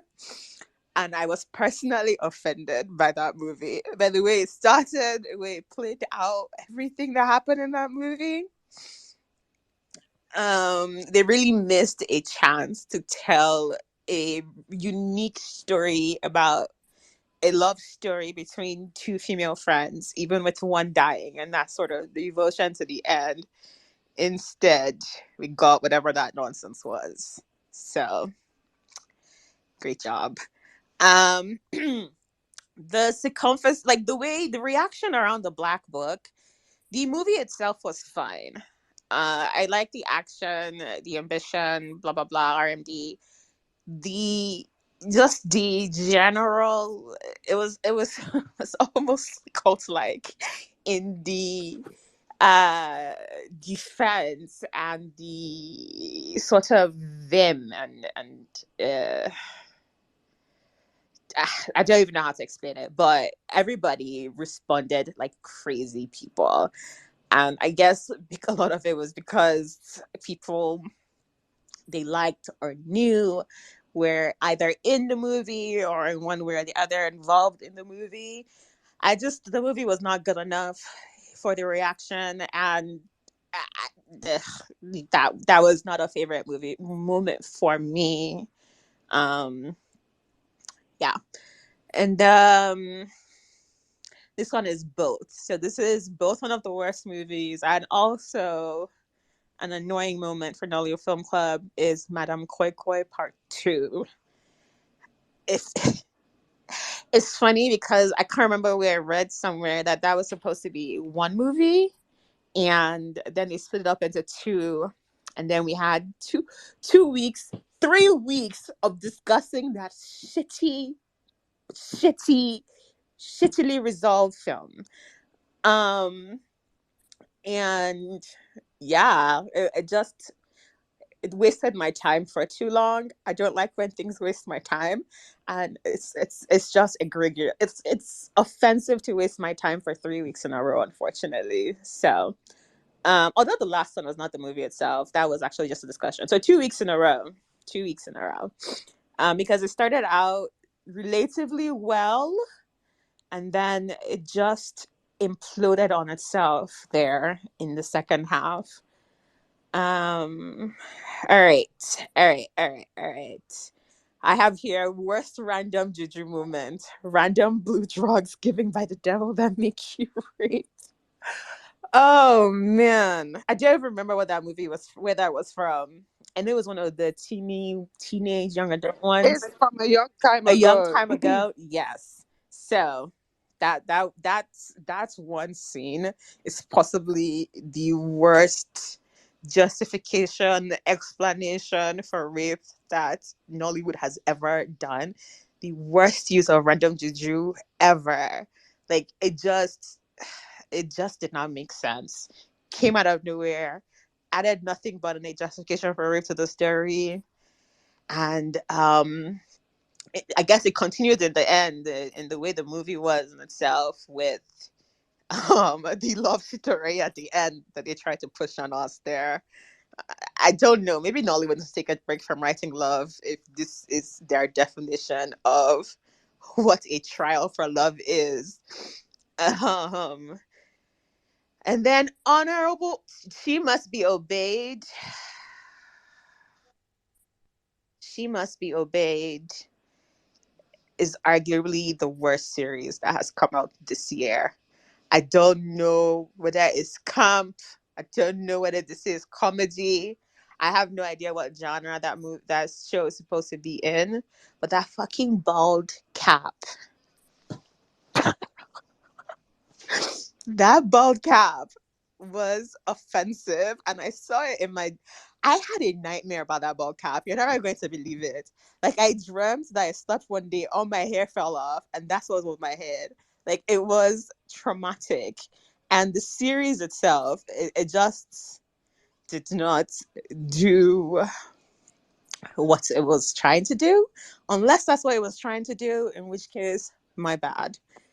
And then honorable mentions here, Love Lies, the one for Sarah, the order of things, um, in that order, really. But the one for Sarah was bad because in itself, the story it ended up telling wasn't necessarily terrible. However, the title, where it says the one for Sarah, the poster, and even the um I don't know. The love story in it itself is. I think Nollywood has a love story problem. I don't know. Maybe it's the way we view relationships as Nigerians that kind of spills over there into how we tell love stories. But it just did not click. The person who ended up being her one did not make any sense. The forced friendship that they then did with Frank Bucci after they finished doing their little lead ons. And then the end where everybody's just randomly pregnant. Like, why? Anyways, that's it for me. All right. No, thanks, Taz. Rotimi, do you want to tell us some of your low lights of the year? Yeah. Okay. So first disclaimer, I have this habit when I really think that a Nollywood story or film is bad, you will not see me in the space. I'll just avoid the space in totality, because if I have to defrag what I really don't like, I'm just like, I'm not even going to do. I avoid any space. So if I have to come to the space, I'm going to come when I think there's something I have at least some good to say. So, but in terms of my lows, I can just break this into two parts. I'm going to do one for just Nollywood in general. Then I'll probably do one for within the space. That's the way I'm probably going to break it down. So somebody made a comment a couple of weeks ago, and I think I've been using that description to describe everything that I see. And I'm like, this perfectly describes everything. It says that somebody put together gets a WAEC result. The person went to school, got a WAEC result, but is presenting it in the places where people are presenting PhDs. And it's like, oh, PhDs are presenting their results. This is my work, WAEC. If PhDs are being presented, I'm going to present my WAEC. And I'm going to be in the same place where people are presenting PhDs. And that's the best example, the best analogy. I'm like, when I have something's being done in Hollywood, just for the sake of, a lot of people have to market their stuff. And I'm looking at it that when we talk a lot about story, the leaders that are moving the industry forward are more, should I say, business-minded and producer-centric people. So when we look at why we're looking at the stories, we're questioning the stories. The story is not the leader. Production is the leader. I found money. I want to tell a story about so and so. Get me this actor. I have money to get this equipment. I have money to get these solutions. Put it together. Then the story, the plot, the themes, the characters, the dialogue are afterthoughts. And that's when we put who this face, just do what you normally do. And I think that like there's a lot of things that I appreciate in terms of picture quality, art design, and everything. But there's also an illusion, small illusion that is being added, that scale. If I'm doing things bigger, it means it's better because I'm doing the biggest thing. I'm the first to do this. I'm the first to do that. And I'm like, you can make a story about anything, which is why if I had better technical quality for Yahoo Plus, I'll put Yahoo Plus on my list any other day. Not because of that, because I like the premise. It was simple, the place, the one location, but I like the premise. You have to work from your stories, then you add all those things on top. Not, I have all access to all these things, and I'm not going to start making a film out of it. And this is kind of where we're getting at. We're kind of shooting ourselves in the foot. And I think that it's also, I've been saying this thing for a while. I think streaming has done a lot for Nigeria and helping us, even us that are probably not always going to the cinema, or not, and people that are not in Nigeria, to gain access to Nigeria films, has done a lot. But I also feel like streaming also has put some problems within some of the way people that have gotten to the front of the heads of the streaming networks and what they are doing. And I've got to lean into something that somebody in Nollywood Must Change was saying earlier. Part of the things that it feels as though, we're mimicking one thing because we're pitching to the streamers. We're trying to say, this movie is so and so. So if somebody says this thing, though they said that no, Black Book was not John Wick. When they voted on the Netflix website, it was the Nigerian John Wick. That's what they wrote there.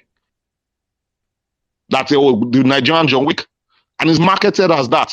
Then I go there and I'm like, this is not John Wick, and it's not and I'm like, this is that weird thing of people, you're hating, you're not supporting the industry. I'm like, no, you people are taking things out of context and you're pushing because you're trying to market, but you are now audiences on one side and they're dissatisfied, and you're killing the business that way. I had somebody, and this is my low point for me this year. I was a friend of mine and I had to unfollow him. I'm like, I'm not doing this. And it was like, and I'm going back to the black book on that, and it was like, mention me by name that I don't know the business. And I looked at this person, I'm like, you people in the business don't know why you're killing your business by yourself. You are making stories that are pissing audiences off. And you're telling me, oh, the attendances are down, oh, people are saying things about your movie. You have not figured out the cocoa. What kind of stories do you want to tell? What kind of stories can you even tell? That's another thing. I think that's another thing. We're pitching, we're stretching, like I said, like for PhD. If I'm going to double back, so the second part of my stuff, I'm probably going to come from within NFC itself, within our club space and everything.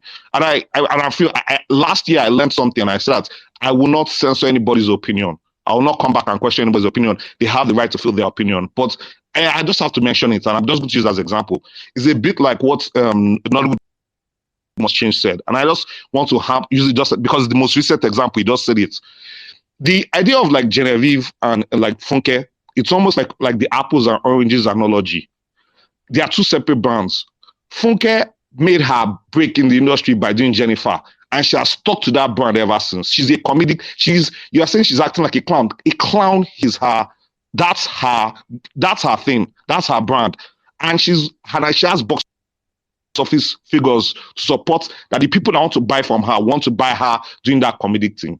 Genevieve has maintained this kind of classy, idealist way of which she approaches Nollywood, and people love her for that. It's two different things. So sometimes when we're analyzing stuff, we have to know what category we are putting things into, so that it doesn't look as though we're just being angry. Not because of, I understand everybody has an opinion. He can have his own reasons why he's comparing them. I'm like, but they are two separate brands. They are two separate approaches to the businesses. I love my perfect my anti-nemesis, sorry, in this space is Vanessa. And I love her. I think this space, NFC, is what it is because of people like Vanessa. But there's only one thing I will say, and I don't think Vanessa should change in terms of what she feels.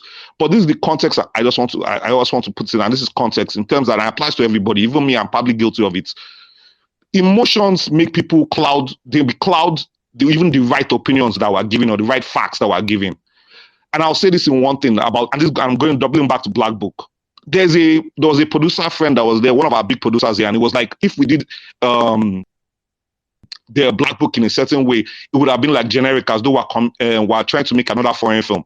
And Vanessa made the best point, and I'm like, this is somebody that she said that a father looking for justice for their son is a universal story. And I was like, yes, this is beautiful. That you get it. Just Paulina Adima looking for the guys that killed his son is enough to hold his story without sharing granules. That's all. It's enough. It's strong enough as a premise. But because now it gets later, she says something, it's not like, oh, you're beefing, you're not happy about the guy, and everything. This is also why I go back into context. I remember a foreign article, specifically the Black Book, because they said it was popularized that it was made for $1 million. It got 70 million views. Somebody was running a comparison that against other films that Netflix have made for 200, the views that it got was comparable. That for only $1 million in Nigerian film got that. So in that part, the Black Book is a success in comparative because they are using metrics. That's why I said that it's different things for apples and oranges. We might be looking at a story, someone else looking at the numbers and saying, oh, because it's numbers, it is successful. Look at how well Nollywood is doing, because that's their comparison that they are running with. So that is, I love you guys. I think that you guys are probably the best thing that happened to Nollywood, because it shows you guys are the most consistent customers, always going to watch and even give feedback. And everybody was reasonable and not trying to be in the Nigerian, oh, they are beefing me. This is the best customer feedback you can get that can help you make your product better. That will help you even be more successful in the business. Nobody hates your business. Everybody wants you to succeed. If the films are good, trust me, I'm the first person to hype about it. So yeah, that's all. I wish you guys, we'll still have like 2 more spaces. I wanted to wish you guys Happy New Year in advance. So we're still going to be here by the grace of God, if God keeps all of us together and life and both together. But thank you. Yeah, that's all I wanted to say. All right. Thanks, Rotimi. That said, Ayinka, do you want to tell us some of your lowlights? Yeah, Oyinka can go. I was about to say, I thought Elizabeth, do you want to go? Did you forget me? You see? I did try to like this Oh, because Deji, don't they come? I'm I was No, told last let time that. Oinkan go, then I'll go. Oh God. Pearl said, actually, Pearl talked before me. Pearl, do you want to go? The inmates are running the asylum. Just speak. Fine, I'll go before everyone. So, what did I not like? Nollywood Film Club this year. So let me go back to that list because really I can't remember anything that happened this year. Yes, number one for me will be all the big movies. Every single big movie that we reviewed, because I feel like you can transpose every feedback. I want to use the word feedback, not criticism, of each of those movies and put into the other, and it will stand. Like all you have to, you just need to change the names, but every other, like the structure, everything still stays. And why did I say this? So let's take for example all the derivative movies that we reviewed this year. They are number one. I want to lump them together, and I use the word derivative. So if your film looks like you sat down with another movie's plot line. Now I'm not just saying plot because again, plots are universal, tropes are universal, themes are universal. But if you look at a film's plot line and you carry paper and biro and you started your own and you're just doing line for line, and rather than just continue that line for line, because honestly I don't mind you doing a derivative line. In fact, if we are done line by line, like Isoken versus something new plot line, I'll take it because it means that you're on track for your movie to look normal, to be okay, for you to deliver on something.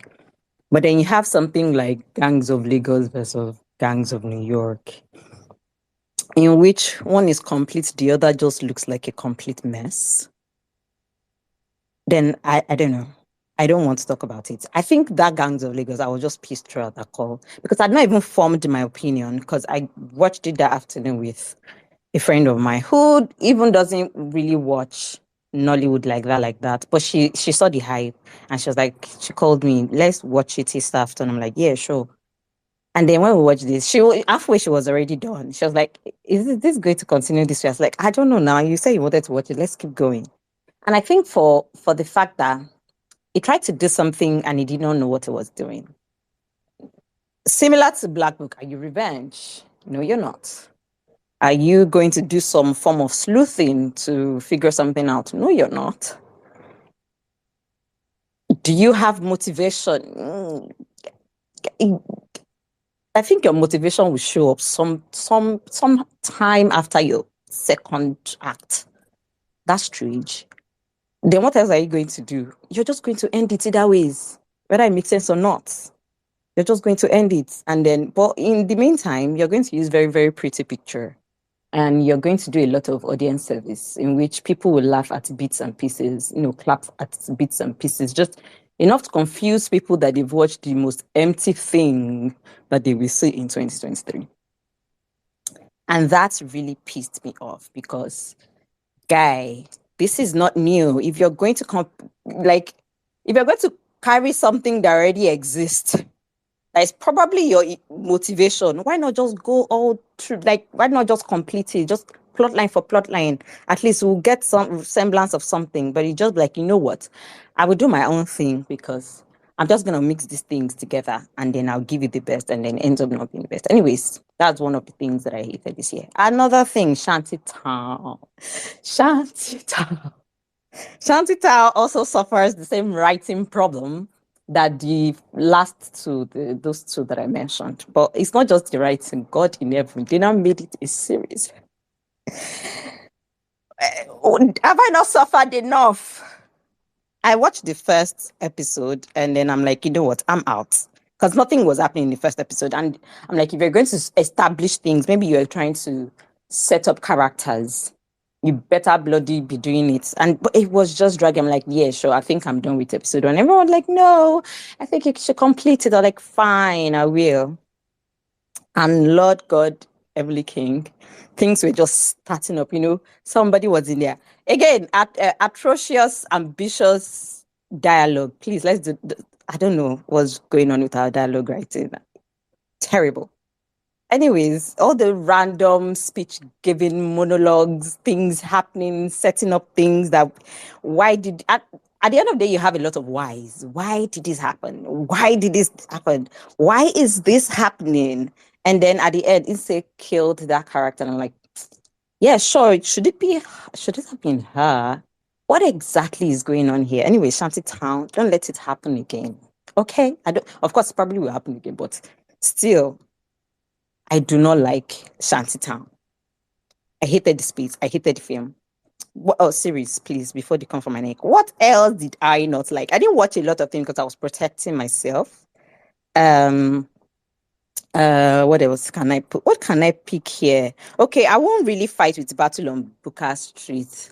I thought that Battle on Booker Street could have done better by, sequence, like figuring out the sequence. I thought that if they mixed some of the funny scenes with some of the serious, heavily themed scenes, right? It could have balanced some things and then fleshed the story. And then they did another cardinal scene for me, resolved a secondary, what's that thing called?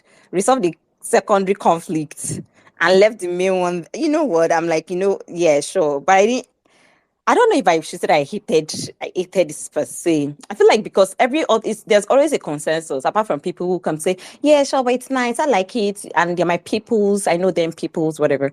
Apart from those guys, if there's like some form of, oh, this is bad, I really can't stand. And then which one did I not like? I think that's about it. I really didn't watch a lot this year for me too.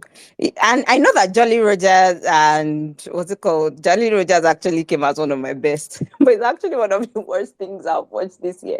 And honestly, I didn't put it as well. I don't think it is a sin per se. It's one of those things where, yeah, at the heart of it is you're not so sure if the maker smoked something or you watching it fear the one that smoked something. But you're sure that somebody smoked something, but you're not sure who. So that is it for me this year on NFC. Thank you. All of us smoke something, both the writer, director, actor, us for watching it. We're all smoking something, honestly. All right. Okay. All right. Okay. Let me go back to my intended this thing. All right. Wayne's rant. Thank you so much. Wait. What? See, I decided I wanted to go to you. You said no. That I should go back I to the didn't say other. no. I I can was remember. Before It's Pearl. yeah. Pearl, yeah, it's Pearl. I'm And just then after listening Pearl, it's me. Wait. And then it's Wayne's Wait, rants. let's all drink water first. The first time I think I was like fifth or Yeah. sixth to go. So I mean I can still allow Pearl to go. It's like I'm No, a don't allow me gentleman and all. go. I'm a gentleman and No, all that, but like let us know no. it's my space, then I'm giving it okay. So my time has not started by the way. The things I didn't like this year. Films. Devil in Agbada, funny enough, I didn't remember it until like today. And then I just saw like not the trailer, like the banner, the poster. And yeah, I remember that film. That film was been. That was the film when like they turned like three random girls to CIA agents in like one night or something. Yeah. Uh never again. Devil in Agbada. She must be obeyed. God. I enjoy when films make me feel because I think that's the whole point of any form of art and literature and anything, right?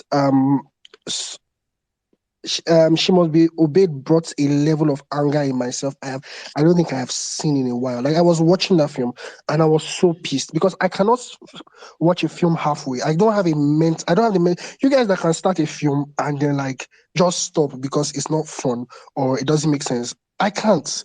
You don't get it. So I'm watching this film. I finished the first episode and I'm like, God, I have to watch it, everything here. Like I'm watching it, I'm pausing it, I'm running out of my room, I'm punching the wall, but I'm having to come back to watch it again. Is I know someone here was talking about Funke Akindele and it's like she has a but like then let her make it known that this film she's doing is for that audience because now she's doing advertisement for this other film and everything, and she's hyping it up as if it's for all of us, it's for every um Tom, Dick, and Harry, but it's not. It's for two people, her specific audience. But we don't know. All of us going to the cinema or Netflix to go watch this film, and it just really does something in us. So yes, a Sunday affair. I remember watching the trailer, and I was like, this looks spicy.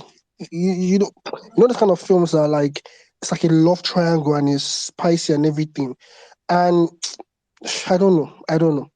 Um, I can't remember. I think it's Dakori and say I hope is it two people, and these are like probably two of the most beautiful actresses we have and really good actresses, and but the film just didn't do anything. Like I one of the reasons why, like, one of the ways I know like a film really falls flat is I had to go back to the list to remember, oh, this film, oh, I saw it this year. Yeah, that kind of thing. At least she must be obeyed. I'm just angry. This one was just there. Let me see if there's any other film. I think we're doing 5, so I'll just see if I can add 2 more. I know there are a lot because I saw the list and like Otas was saying, the problem is limiting them to just 5. Madam Kwekwe chapter 2, yes, now it's straightforward, right? All of us, and I think the real thing that really gets me upset with Madam Kwekwe chapter 2 is build up, right? If you're going to make a dustbin film, let it be dustbin from the first scene. Let me see everything. I'll be like, oh, this is dustbin. I'm watching the film with that mindset. It's painful, but at least it's still that. But I thought I was seeing the next big thing. Like I was telling people, guys, watch this film. Oh my God, there's a story we can all relate to it, and then you do what you did. And lastly, I don't know. Some people said some good things about this film, but it's Obaram. I don't know. When you can say we should not sound like we have vendetta and everything, and I don't have a vendetta, but honestly, I am tired of seeing Nancy Sime. Like I'm tired. Like 2-year break or 3-year break, like because everywhere, and it's not even the acting is not good. This and it's you know how like Nollywood is just generally doing a lot of nonsense at this period of time, and if you throw a stone into a bag of nonsense, you will see at least 7 Nancy Sime films there, and in 6 of them she leads. It's like no, you know. So for a lot of things about the film, but just I know a lot of people had issues with the Igbo being spoken. Um, I barely understand Igbo. My dad won't be proud, but I just didn't like the acting. And generally, I hate any film that they do music because I'm a musician and I've watched 0 Nollywood films. I'm being serious.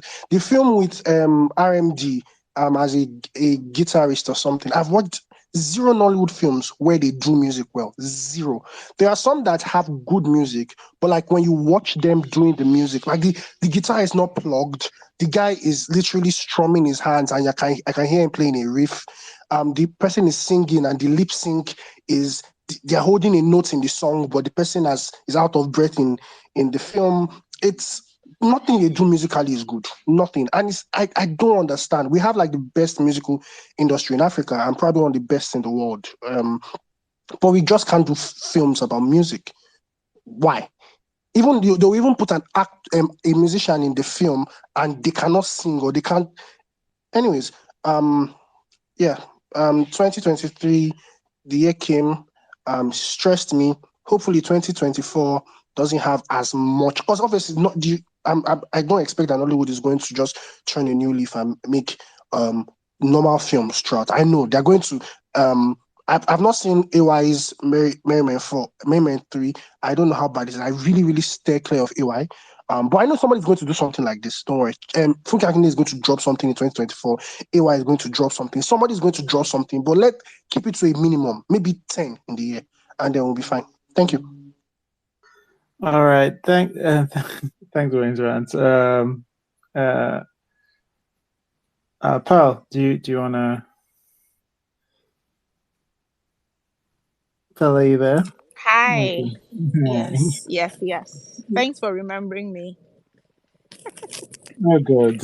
This Nico army is growing. Okay, let me get to it. So, for the movie or show or whatever, because this one sometimes we're not sure whether to call them movies or shows, but She Must Be Obeyed is like the worst thing I watched. I watched Man of God this year and I really hated it, but then it's an old movie. So I think She Must Be Obeyed like is the thing I probably, it just felt like, wait, when I started, I remember like texting Uchin and I was like, is this supposed to be comedy? And then I was like, sure, you did whine me. Like that was the kind of reaction I was having. And then at some point I just kind of gave up. I remember watching it to the end. Then I woke up the next morning and I was asking him, wait, how did this end again? And I couldn't remember how it ended. And I had to, you know what? I hated She Must Be Obeyed. And I think Funke Akindele, like, as we've said here, she has like a formula that has worked for her. But it's probably time she, I don't know, elevated her craft. At this point, she's just lazy. And then, sorry if I'm sneezing and all that, I'm out and about and walking in the cold. And then, Madame Koi Koi, let me just say that it's not often that a movie, it goes beyond just bad to the point of being comical. No, that's acceptable, but it's not often that a movie like triggers me to where I'm not just like, oh, this was not a great movie. It's like I'm actually upset that movie achieved that. So congrats to them. And then as far as wasted opportunities, these are movies that I by and large enjoyed, to varying extents, but they were still like hugely they were such a waste for the kind of opportunities they had and that they didn't like really utilize. And that would be Dragon and The Black Book. They could have done so much more with the budget and the platforms and the just opportunities that those two movies presented.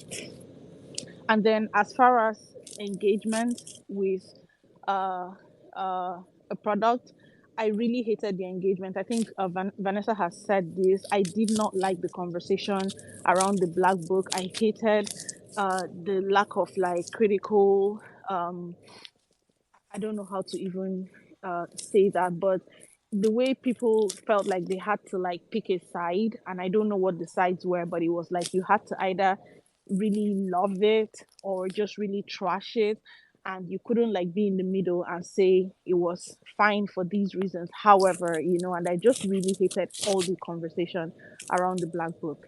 Then for the spaces, there's only one that stands out to me that I absolutely hated, and I'm glad I was not live for it, and I only got to listen on Spotify, and that was the one with the producer of Madame Koi Koi.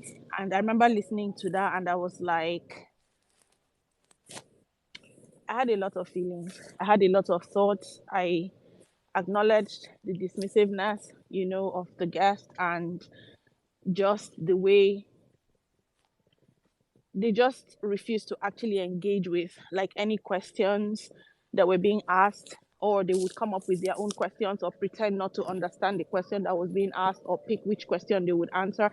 I don't know, but I just really really hated that particular one. um Let me see.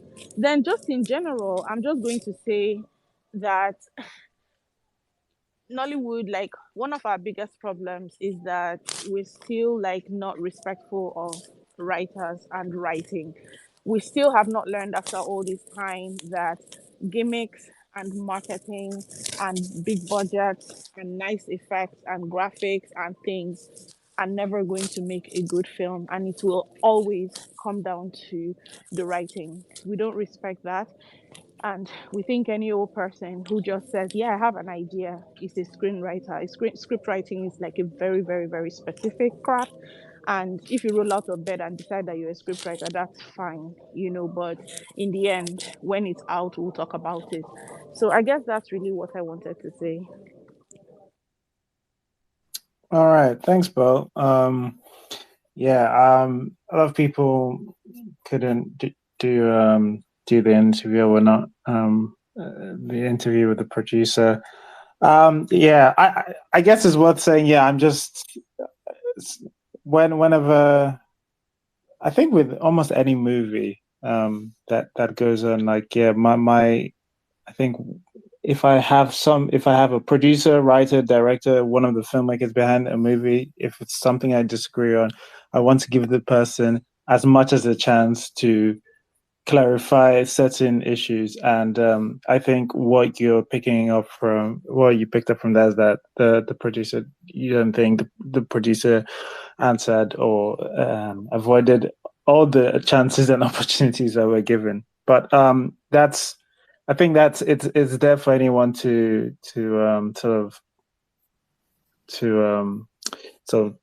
for them to hear and take with it what they will. All right. I think should be. Excuse me. Hey, you're last now. I'm not last. That was not what I said. Okay, all right. That was not what I said. Okay. Go on, you can cry. Thank you. Thank you. So, I try to be very specific in what I criticize people in, because I don't want people to misunderstand what I'm saying. I don't think we should throw out the baby with the bathwater. And I don't think all this, even a bad movie, I don't think they did everything bad, and I don't think it's something. I always find entertainment in most things. So my 5 list, I am going to say what specifically I think is bad about them. So, oh snap, I had the list in my head and now I lost the list. All right. Number 1, I am going to, now because I lost the list, it's not a Are we list of... observing a moment of silence? Is it just me? I can't hear a single thing. Oh, yeah, it's just you. Yeah, Elon does this sometimes. Oyinka is speaking and we can hear her. It's just, Elon is probably not allowing you hear her because sometimes spaces do this. I'm so sorry, Pam. She can't hear me. So this has no coordinating list because now I've forgotten the number. I have to now even remember okay. I am going to go with House of Secret. Now, House of Secret, what the technicality and everything, all that, I think it's wonderful. And I think that we should encourage really going for something, even if you fail.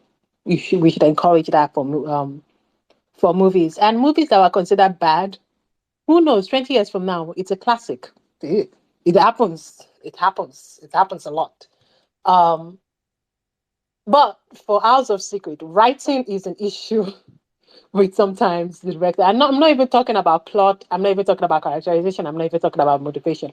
I'm just talking about there's no reason for this movie to exist based on the writing of it. If I am to take the movie based on what it tells me is its reason. Because that house was built by the general giving money to suppress the documents to come out. Now, the question is simply like the general should just simply not give the money in the first place. That's it. And therefore, because it just undermines the writing, simply undermines the reason for being the movie, I think it's bad.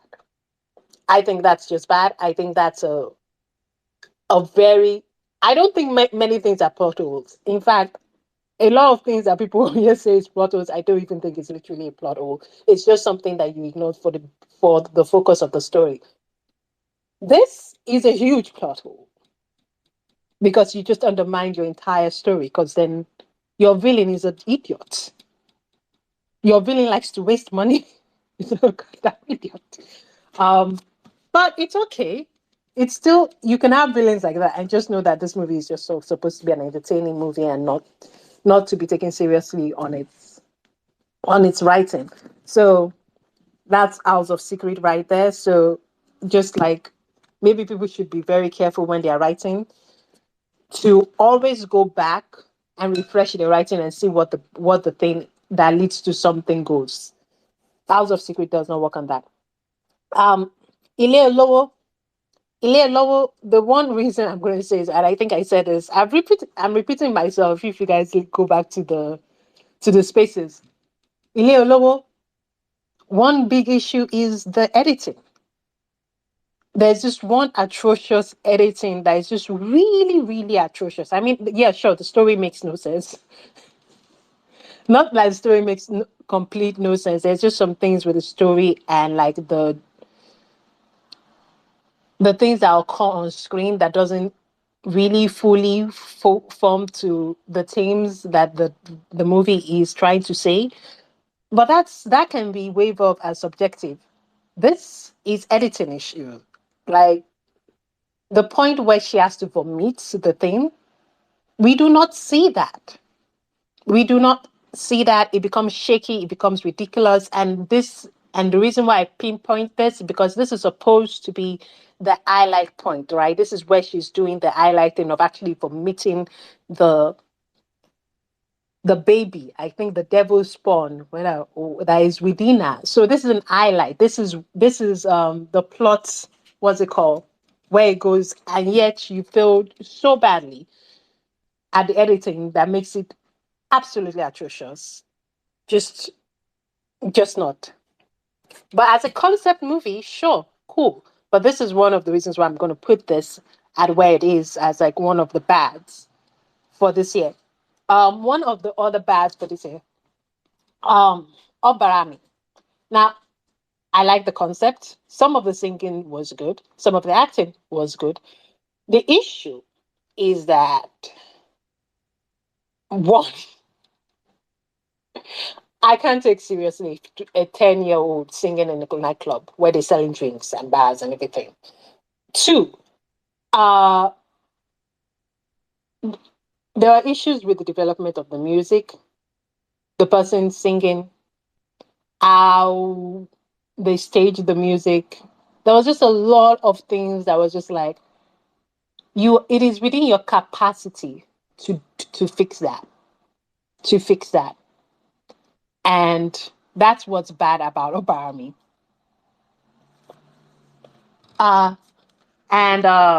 What's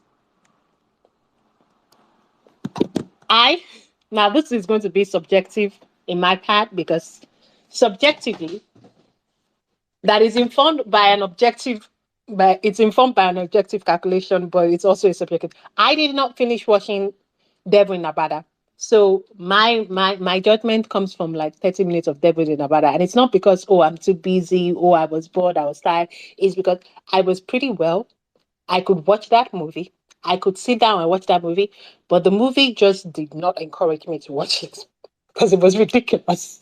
So, like I said, the thing that made this movie ridiculous is that it is a paint by number political kind of drama basic movie that there was no need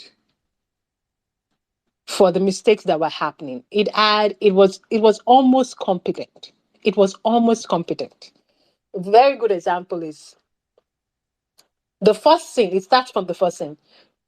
You're showing us a Bible, just recording the Bible. There's a very specific verse that you want the people to read. Do you think I can see it when you're moving, when the camera is very far away from the Bible like that? Are you ridiculous? Put the text on screen. Put the text on screen. I can't see it. Still within that. It's very simple. Like they've been doing that since the silent movies, okay? um I mean, it's silent movies. That's like over 100 years ago. So, my friend, there was no, you saw it in editing. Number two, still within the same scene, or they were shooting. Okay, there were some things I can kind of forgive. The girl runs after they kill her parents, right? And there are bad guys in the car. She runs out the car. They come out of the car. All she does was just close the door, and then she runs, and then you don't see the bad guy run after them. What is this? What is like the just have the guy run up all the way to off camera. That's it. Just have the guy chase her. We don't even need to know how she escaped. The next scene we see that she's there. We will just conclude. The audience will just conclude, yes, she escaped somehow. Like it's you see what I mean by almost competently done. That's kind of why Obarami, not Obarami, what's it called? Devil in Abada is atrocious. It's like you can see that if you just move a little bit more, you can have a pretty okay movie. A pretty okay movie that like okay, it's like every other movie, whatever. Um Especially because it's not you're not trying to do something eye concepty like House of Secret. There's like no reason for this to be happening. Um and other one that I think is I wanted to say, excuse me, there's this one that's like, Rushing you. Here's me rushing you, Inko. yeah, I know you're rushing me. And the last one is the second part of Mama Kokoi. You just completely ruined the first part because you just didn't follow up on all your plot points, and it's like a different entire something. So that's why. But all of this, everybody tries. There were good things and competent things in it. I'm just being very particular about some of those reasons why I think these are some of the worst, some of the bad moments of this year in Nollywood movie something. Thank you so much for letting me watch Devil in Abada. You're welcome. Anytime. I think Timmy.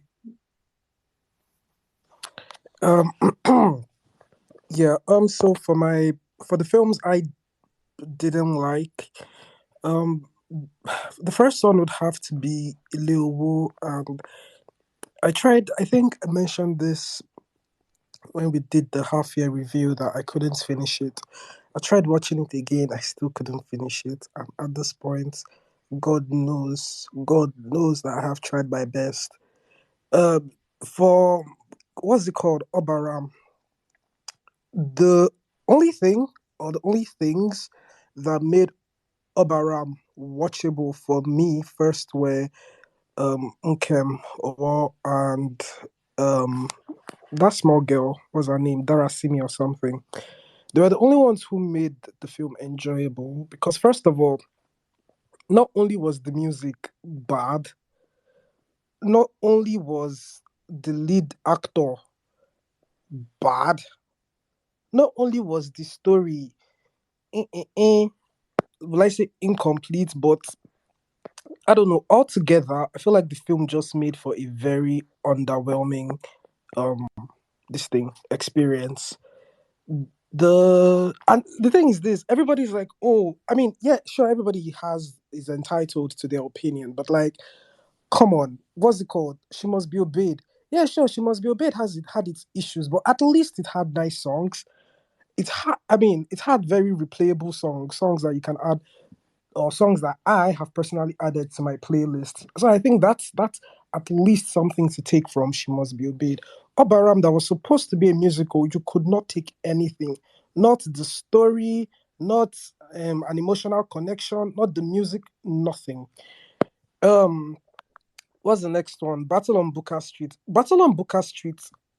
I don't want to sound classist, but it irritated me because it was very, very cringe and ras. And for some weird reason, the way they were speaking, I'm not Igbo, I don't speak Igbo, but the way they were speaking Igbo also felt very disrespectful. I don't know.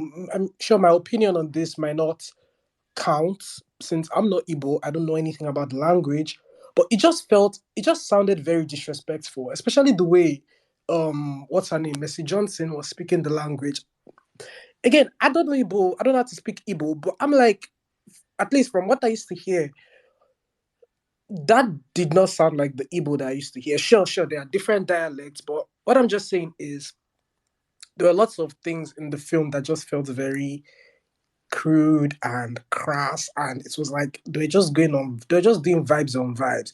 It felt like they didn't necessarily have a screenplay.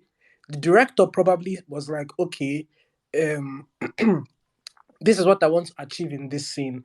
I'm not going to like write a script. I'm not going to like give you guys actions to act and dialogues to say. You guys just do whatever you want to do and make sure that the point of the scene is made. That was how the film felt to me. It didn't feel like there was it didn't feel like they actually settled down and say, okay, let's actually plan this thing. Because things are just happening for happening's sake. The other film is House of Secrets, and honestly, I don't want it to be like, how do I say this? For me, the House of Secrets, yeah, sure, the like technical work and all of that, it's impressive, which I totally commend the film for. But the thing that just took me out was the fact that this woman has been living in that room for only God knows how long, and for some weird reason, I know that there was no toilets there, there was no bathroom there. So my question now is, how did you stay in that room for so long without leaving and without noticing the whole setup that that was taking place? That's for me. As soon as they just showed that part of the film, I clocked out. I mentally clocked out because I was like, what is this? What is happening?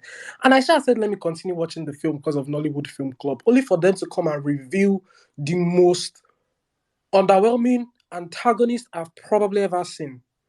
Antagonist that does not have setup.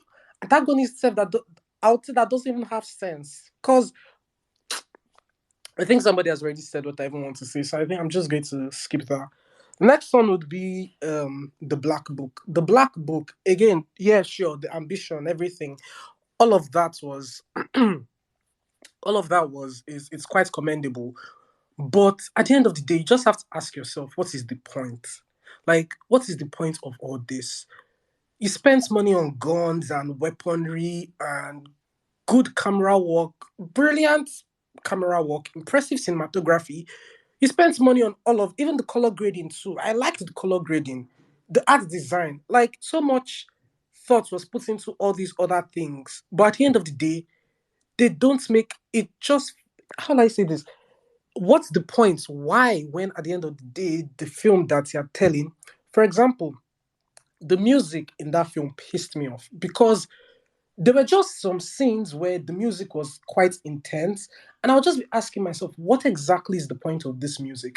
Nothing in this film has happened to earn this music that is playing, and that music was just annoying me throughout the film because the all the technical work that they put into it, at the end of the day, it just feels like it's for nothing because the story felt like nothing. Like Vanessa said, a father revenging his son's death is a very universal story. That is what he could have done from beginning to end. You say no. You say no. You want to do Black Book. Black Book. As in, is it by is, is it by force that the title of the film has to appear in the film or something? I don't know, but them bringing the whole Black Book thing, them trying to bring the journalist. You're telling me that a journalist in the whole of Nigeria, the journalist that happens to be doing her work, just happens to come in contact with the person who killed your mom. Come on, guys.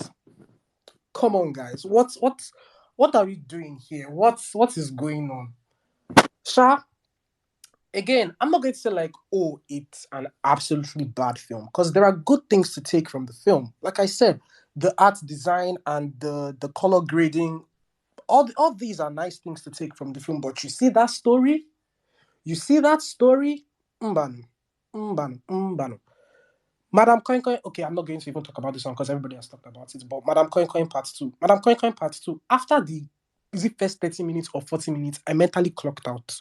I couldn't even pay attention to what was happening because that first part that they were giving that exposition, trying to explain what happened, I was so confused because I was like, we left part 1 with this happening.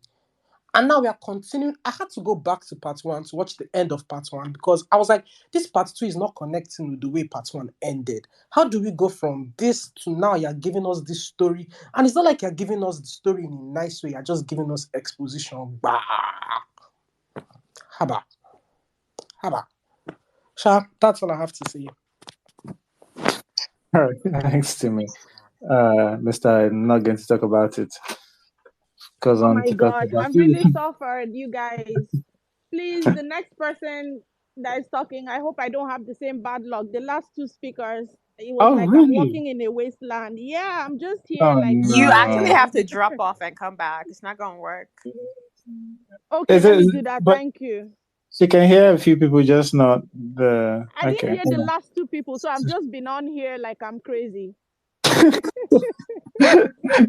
But all right, okay. Ihama, do you want to give us your a brief Ihama, aka baby? Do you want to give us your highlights or lowlights of the 2023 year? Is Ihama there? All right, Mrs. C, do you want to give us your lowlights of the year? Sure. In my lowlights, this. I mean, if we go right from the start, we started with The Wait. I absolutely hated that film. I think. Well, let me borrow from Uchenna and say it wasn't made for me. I borrow from Uchenna and say it wasn't made for me. I don't have any specific spaces in mind that I didn't like, so my lowlights will be films. I don't know, man. There were a lot of things that were lowlights for me. Special shout out to our big films, Brotherhood. What's its face? Um, Gangs of Lagos. It was. So again, the big stuff, right? The Brotherhoods, the Gangs of Lagos, the Black Book, with all the set pieces, all the money put in, but giving me very little story to actually follow and not enough plot development, and just such lack of understanding of character motivations, just so much missing, and I don't think it's worth rehashing because I think we've already done and overdone all of them on the pods. But yeah, those big films that ended up under delivering. That was I think someone mentioned last year that we might be harder on more ambitious stuff. Like, I don't know, I mean, if you promise me a lot, I'm going to expect a lot, right? And I'm sorry if I'm underwhelmed by your offerings. Ilewo was another letdown because it had promise. It had promise. I liked the premise. I think there could have been a lot done with Ilewo, and it just really took the third act curse and made it its own. Really settled in there, and that was very disappointing. What else was a low light? Everything Lotana gave me this year. Everything Lotana gave me this year. Trilogy. The Lotana trilogy. Let's not do that again. Let's not do that again. Big Love was such a letdown because it really should have been a nice little light-hearted romance, and it was kind of on its way there. Like, it had the unhinged premise of, oh, we're faking you're the son, which I didn't mind that. On that, I let rom-coms, but I don't know how much com was in this rom, but I let rom-coms tend to have a bit of random nonsense in there, something that seems just out of the realm of possibility, like we're going to pretend this is your kid. I'm perfectly fine with that. But I think something like Big Love was one of those things where I think we talked about it, where we don't pay attention to what kind of ratings we want a film to have. And you know what we're doing with it. So Big Love ended up being rated 18, was it, on Prime? And ordinarily there is no reason why a film like Big Love should get an 18 rating. It should be rated lower, it should have more accessibility. But they decided to show us a sleeping dick print, a shower scene, but she was in lingerie for the shower. And there were a couple of fucks thrown about, right? Like 17 in a sequence. And suddenly a film like Big Love is an 18, which, you know, that was kind of a letdown. It just lost its tone. So anywho, I think, and of course, Madame Koi Koi too, that took the third act curse and made it a whole film. That was unfortunate. The space was my highlight. The film was a low light. Get it right. Yeah, but like I don't know how you give me a whole hour of the third act curse. That was very unfortunate. But I don't know, man. There were some unfortunate things. We had to see this year. Have I mentioned The Sunday Affair? Fuck that film. Especially coming out around Valentine's, that was very unfortunate. But I have what on Valentine's. Love is dead. Anyway. Be that as it may, I have to say, right, as a professional hater, every time a film doesn't sit right with me, and I go on the TL and I see, oh my god, this is amazing. Oh my god, 10 out of 10. Oh my god, the moral lesson at the end of Jagun Jagun, amazing. I know that I will come to NFC and my people will be there to share in the hate. And I love you guys for it. Except when I love Passport and you'll fight me on it, y'all can get lost. All right. Okay. Well, I don't have Lowlights. So I obviously there's some films I did not appreciate or like. But yeah, it's always good to come and discuss them with all of you guys. So thank you for that. All right. So like I guess in this sort of summary, well, before we just do a general summary, a quick summary, wanted to allow space for what we think we can do better in 2024. Or I guess I won't say going forward, but maybe we might not be able to change in the next couple of weeks. But do people have suggestions on like how we can do better from an NFC point? All right, Timmy. Can Mrs. C be hosting sometimes? Never. Never. Hamo are confused. How is Timmy going first? He put his hand up. This is not. Yeah. So you've abandoned the queen. There's no, because like some people might not have anything to say now. Yeah. How did you know anything? Did you ask us? I did, exactly. I literally just did. Were you not listening? Exactly, did, and I raised up my hand. No, exactly. I assumed that we were You going assumed to wrong. You assumed wrong. Let me land. I assumed we were going to go by the queen. There you go. Assume makes an out of him. I say, will you get away? All right. So Timmy, going forward, can we keep Timmy, don't mind that, man. I will take it on board and I will host more in 2024. We'll see about that. Thank you very much. Actually, the general gist of why I try to do as much of this as I can, because look, we do film clubs on Sundays, and Sundays is the weekend, and the weekend sometimes has Arsenal playing in it, and there's sometimes I would love for Mrs. C to just host it, but I do tend to I'd rather carry this on my head because for a number of reasons, Mrs. C I don't want to add to Mrs. C's headache, because hosting you guys you guys are a nuisance. We like her though, so I feel like Unhinged we're a people. nuisance She for don't like you, you. but we She don't like like you. her. We will be angels for you, Mrs. C. Just Yeah. Exactly. All right. Anyway, any other thing? And there's no cue, so it's by hands or just on mute. Vanessa. Does this have to be about you and the film club, or does it have? Can I just finish Nollywood a little bit?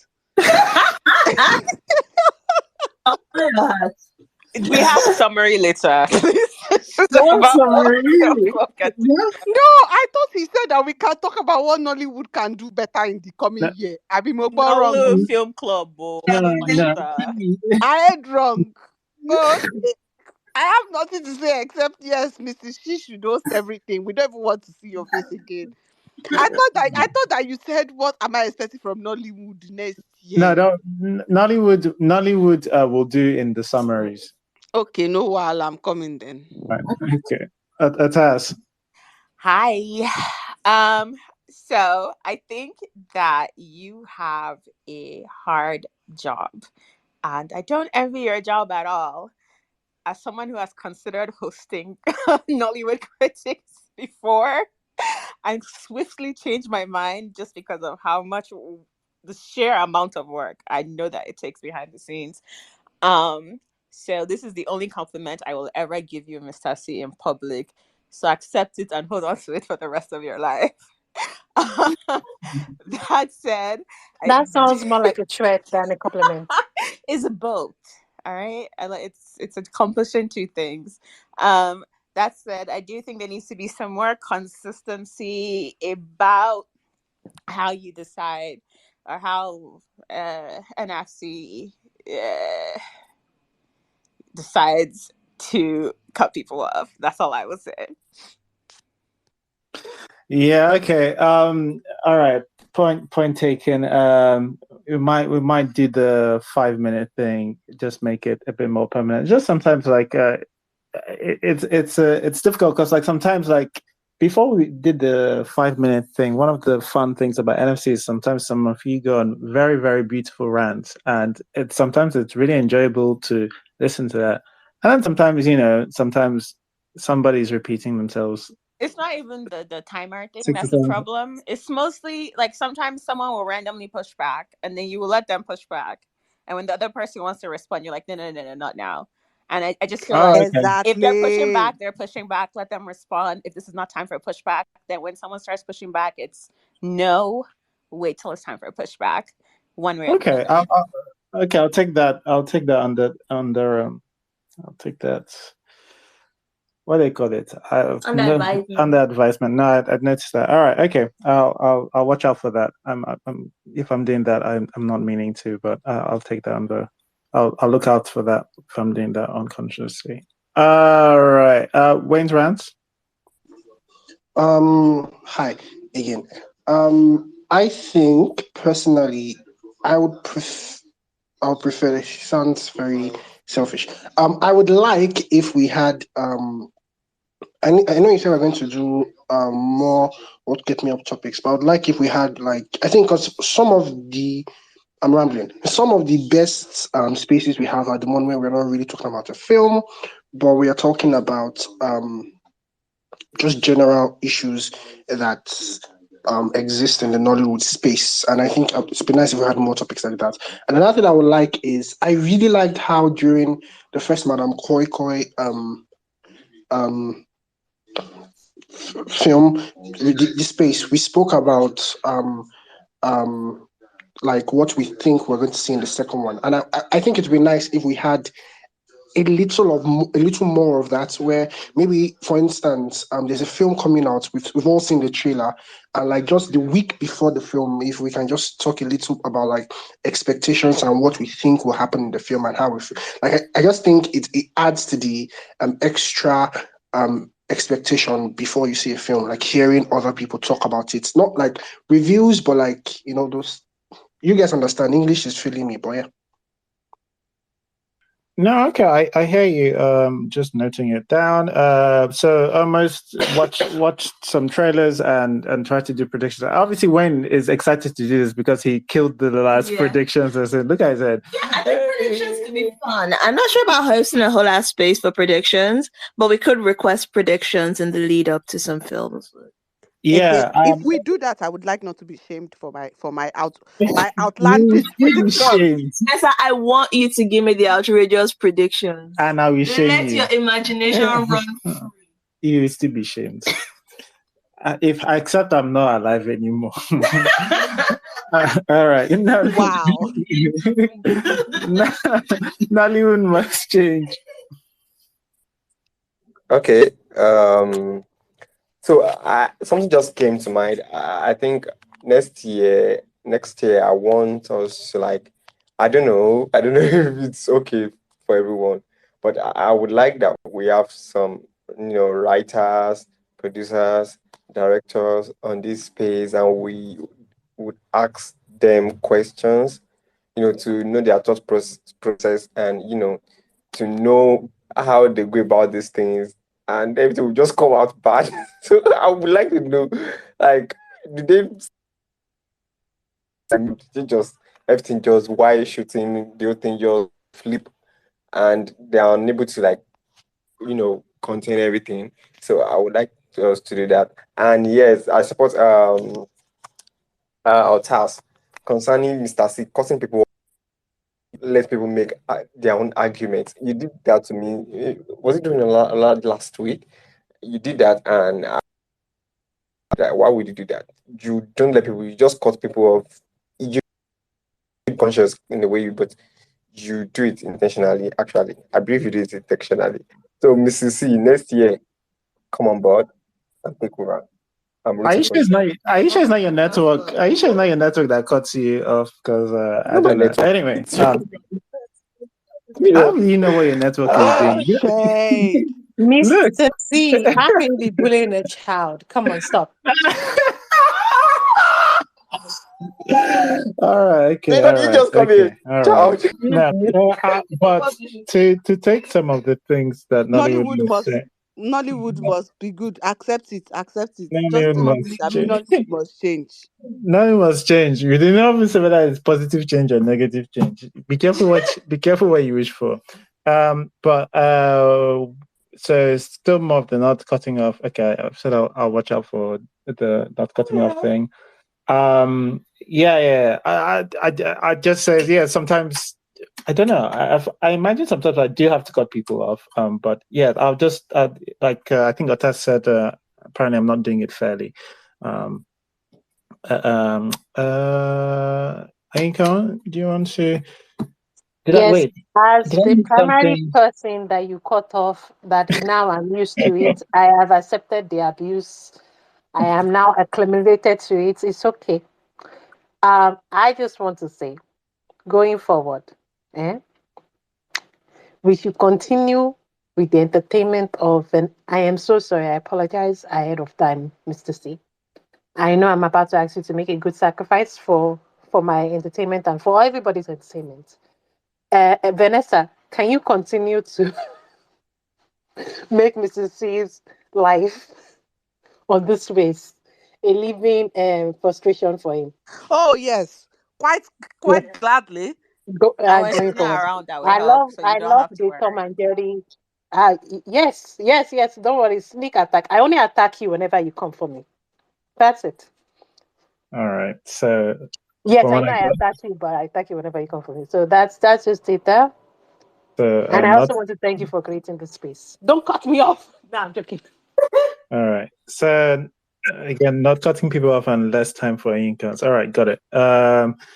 That's That's not what I said. See? that's what I. No You matter know, how I take your side, you always do this to me. You're going to make me a villain. And you know it's always the quiet ones that comes to that turns crazy. oh, good lord. All right. So don't make a good person turn a villain. Okay?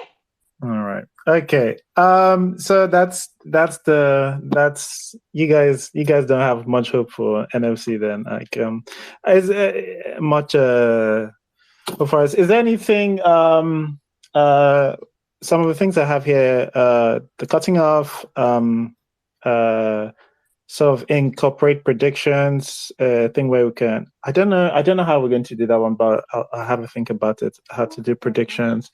Mrs. C hosts more. I still, that one is on ice because we'll see. If I host 3 spaces, I hosted more. Yeah, is it?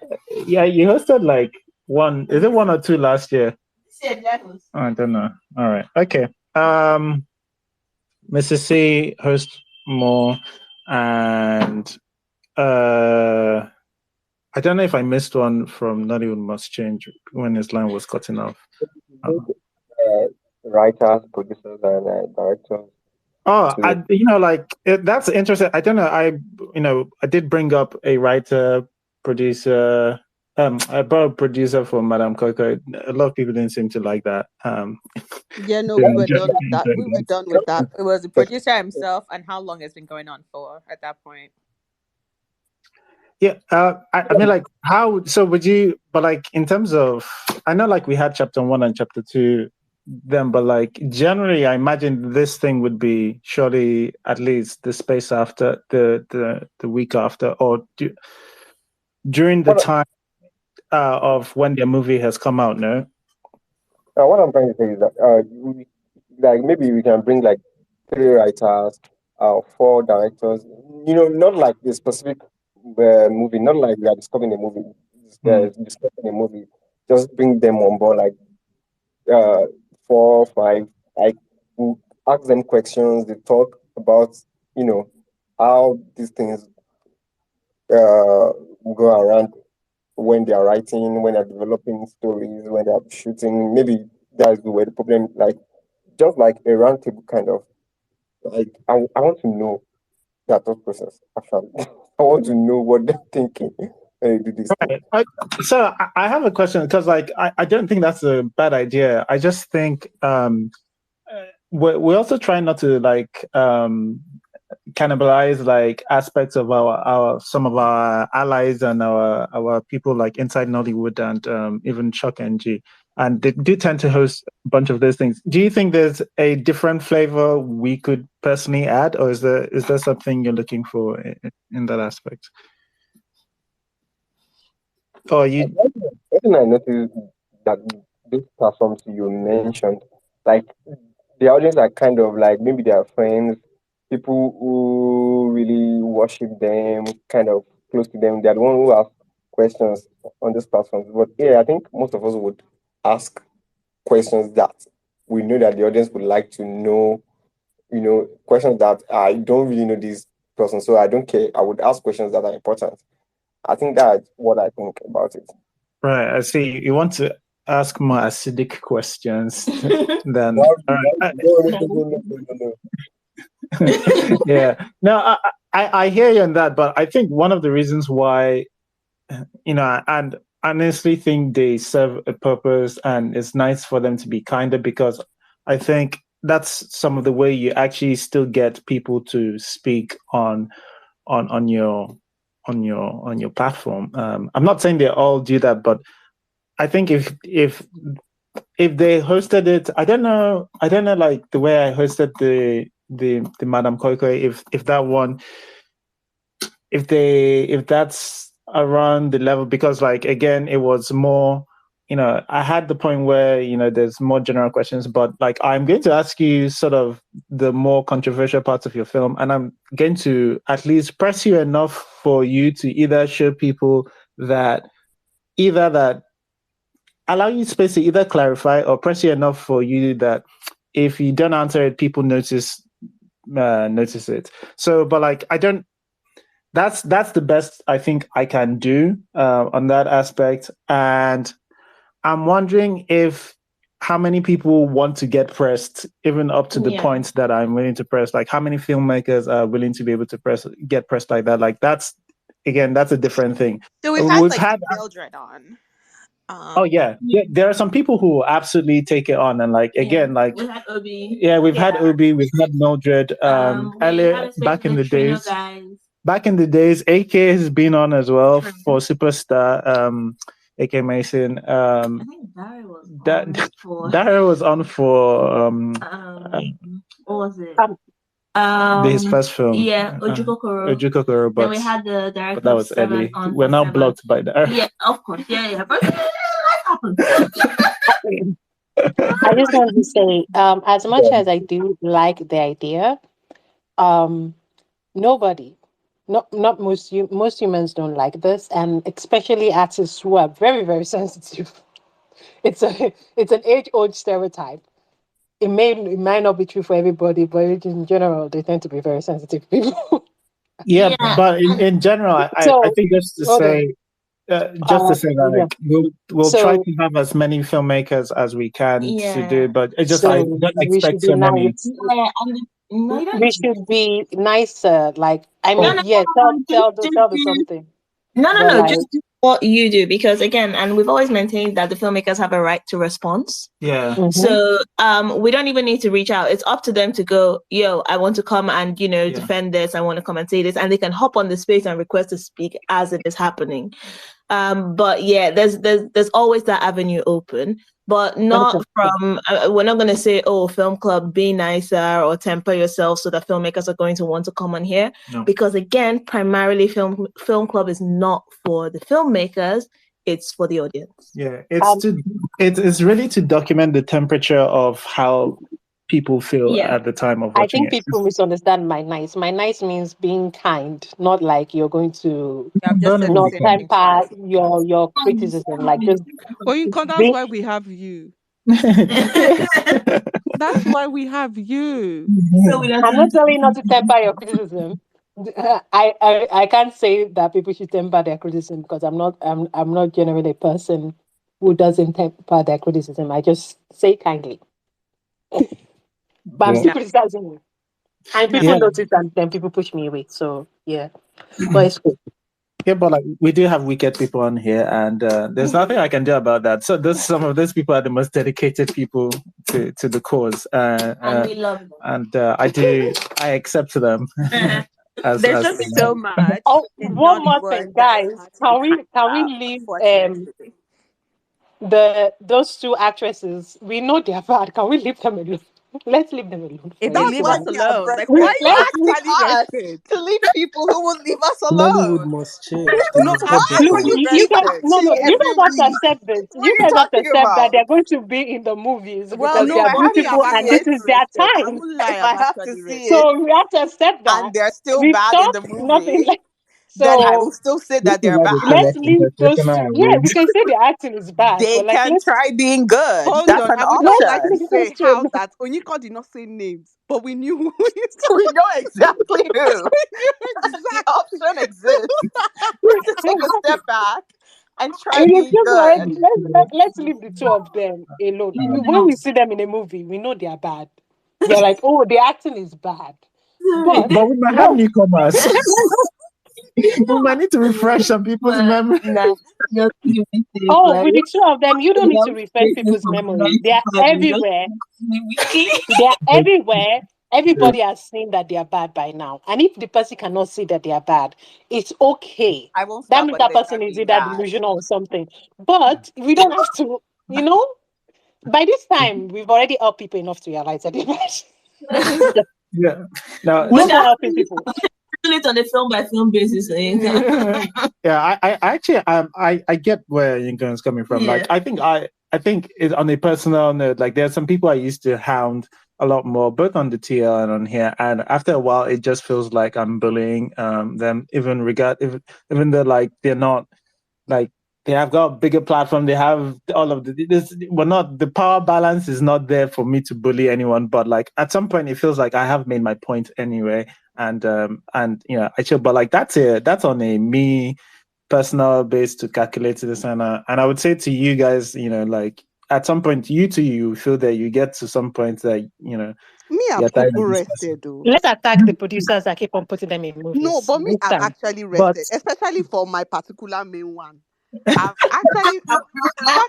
actually quite rested because she's my Benue sister and I love her. I've actually rested.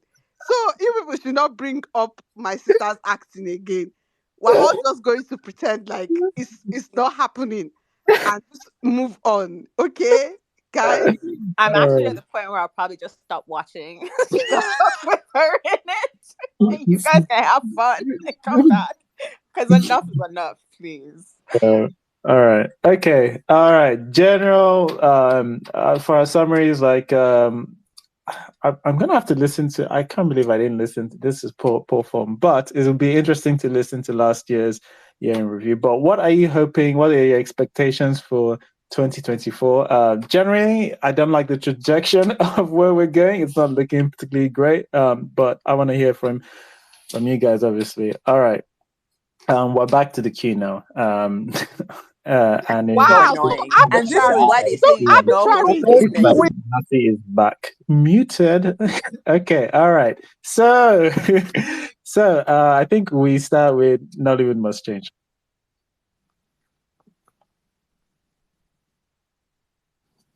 Nollywood Must Change. Go on. You can unmute yourself. Nollywood Must Change. Okay. I think a task. I just unmuted myself. You muted me. Okay, I didn't mute you. Can you hear me This is clearly. Just go on. now? I'm sorry. I want to say something. Comparing Genevieve and Funke, I'm not saying Funke should not make comedy movies. I'm just saying that she could do better the way she presents them, not so clownish, in a way. But she could do better the way she presents them. So that's and that. Regarding next year, maybe I should wait till next week when I see is it Black Sheep or what is it? Is it Black Vessel or what's his name? Blood vessel. Blood vessel. Blood has to be inside, so you know it's gritty. It's looking like it would be good actually. Maybe I'm expecting too much actually. So I think Nollywood is not going to get better next year because all the movies we're going to see next year, they've done them this year. So I don't think anything good, not really anything much. Maybe if we are going to see anything good, maybe later next year. So let me keep my, let me just open my heart to, to something. That's what I have to say. All right. Okay. Nollywood Must Change. Not looking. Not hopeful. All right. A task. What I am looking forward to seeing next year, obviously, is less random rape. That would be wonderful. If we started to see women more as whole human beings outside of plot devices or rape victims, that would be great. And then a better exploration of love, man. The way we tell love stories is so toxic, and that is a reflection of our society, guys. Like, we are in deep shit. It's just, and I'm not saying tell it the way Hollywood tells it. I am sure that we can tell our own love stories, good love stories, non-toxic love stories. Like we did that with the one where she dies at the end. Sorry, I'm bad with movie names, so I will remember the plot word for word. What's his name? Where he's shy and then he loves this girl. His best friend is hitting on her, whatever, and then she dies in the end because the best friend kills him. What's the name? It's with Latif, I think. But that one, The Grill. yeah, the grill. Love story there is simple, it's cute. No one involved in the actual love story hates each other, and I would just like to see a little bit more of that, but as a whole movie, not just as a side attraction, like as a whole movie where two people actually like each other and aren't just being randomly insane. um so that would be great as well. And honestly, the action, I like where Nollywood is doing action. I know some people don't like the underground story and sort of the um, underbelly of it, but I really enjoy the nitty gritty sort of world that Nollywood is trying to explore. I would just ask once again that they explore it better. However, I do acknowledge that it's relatively new for Nollywood, so finding their feet. And so maybe we can start with less complex stories until we actually know what we're doing and then build on the complications. But that would be my only request and what I would love to see next year as far as Nollywood. All right, thanks, Atas. Vanessa. Uh-huh. Okay. Yeah. Sorry, I'm done with action in Nollywood. So sorry. Um, I would also pray. This is me just being hopeful that Nollywood abandons this thing of where one film does really well, be it in the box office or on streaming, and then 600 other movies of following the same pattern are made, and then we become inundated. That is why I'm inundated with this specific way of telling action stories in Nollywood. It's not the action that's the problem. It's the whole there has to be a gang, an underbelly, a weird. It's just and random juju is thrown in there somewhere. Always live for random juju. We'll always live for random juju. But there's certainly become inundated with the specific type of action movies that Nollywood is telling. I would also beg Nollywood, this is me pleading, that Nollywood refuses the angel on their shoulder that tells them to throw in many twists just for the sake of twists. We don't need for the film to be turning on your own for us to feel like something happened. You can tell a story that is in many ways linear without going higgy haga, and it would still be impactful. I'm with Otas. I'm a love baby girl. I love love. Please, Nollywood, can we tell actual romances that don't have extra unnecessary drama for the sake of, again, unnecessary twists and turns? I just want to meet two people who meet each other and watch them fall in love with each other beyond surface level reasons. Because as heartwarming as Big Love was this year, when it came down to it, these people did not love each other. And so, how was I supposed to fall in love with people who apparently were falling in love but didn't love each other? Because when one of the characters was asked why he loves the person, he could not give one reason why he apparently loved the woman I'm supposed to believe he's so madly in love with. I just want to watch people fall in love and actually show us them falling in love. I also would appreciate Nollywood learning how to use a montage is always great. A montage is, especially for a romance film, just know how to use a montage in a very impactful way that moves the story along. Because montages and romances slash rom-coms go hand in hand. And when used, just make for a wonderful enjoyment of a romance. So yeah, please more romances. Also Nollywood, I would appreciate. I'm not trying to take food off of people's table or tell people not to have jobs like I was accused in the summer of 2022 by comedians around the world. But I but I would just like to say can we not give the same 10 to 20 people roles for films? We have a vast tongue-in-cheek, I'm gonna say this, black book of actors and performers in Nollywood who I believe can be leading men. And case in point, YouTube. You can find them on YouTube. I cannot believe that Maurice Sam has not been chosen to be a leading man for a Netflix or Prime Video romance, because that man is the king of YouTube Nollywood. And every day that man is falling in love with another woman. Sometimes in one day he has fallen in love with 4 different women on YouTube and proposed to all of them. And I believe him wholeheartedly. So, so I would appreciate it if Nollywood does not keep forcing what's his face? Baba, what's his name? The guy from Blood Sisters. Kiloruko Manye, that is in all the films in Nollywood at this point. Deyemi. What's Deyemi. Deyemi Okolamo, they should please. It's okay. Very Deyemi, it's all right. Not trying to take food off of Deyemi's table I just don't want to see Deyemi as the love interest for anybody anymore. There's sexy men. I'm sorry, Nollywood needs to identify leading men and leading women. Nonso Basi exists.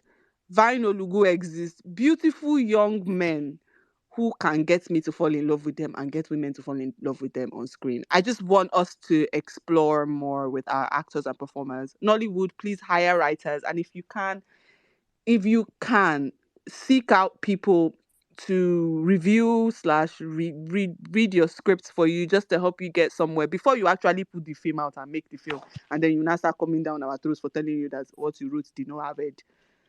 Just I know I'm sounding a bit hopeful, but I'm just begging, guys, because I'm fatigued and I would like some enjoyment next year.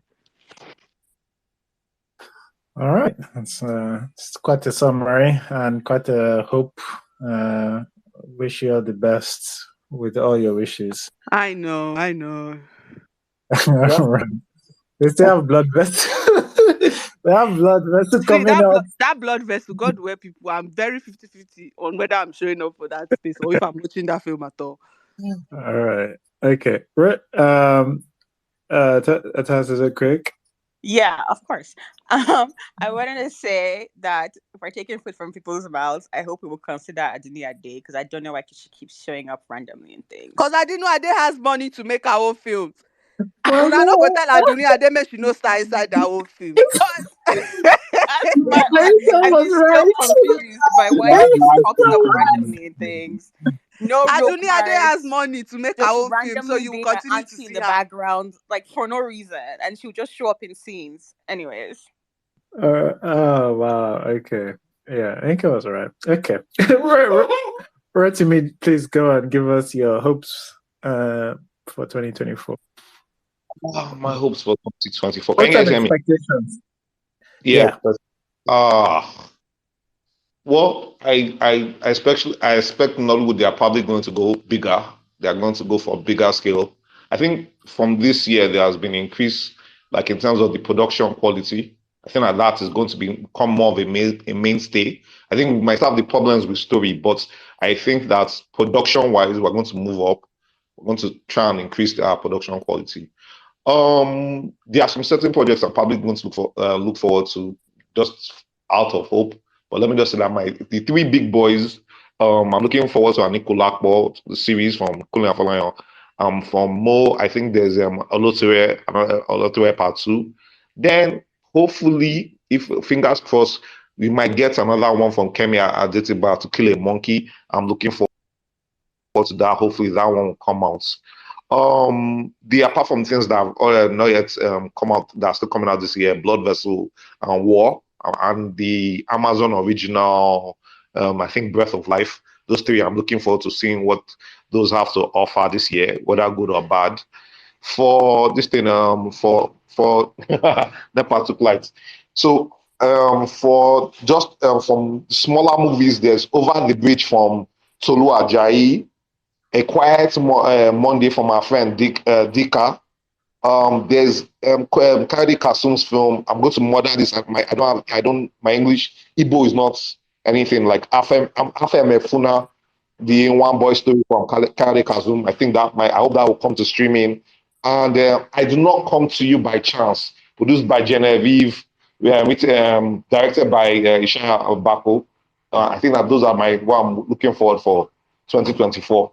If I've forgotten anything, hopefully I'll other things. Omo Dada, Omo Ada, Omo Daddy.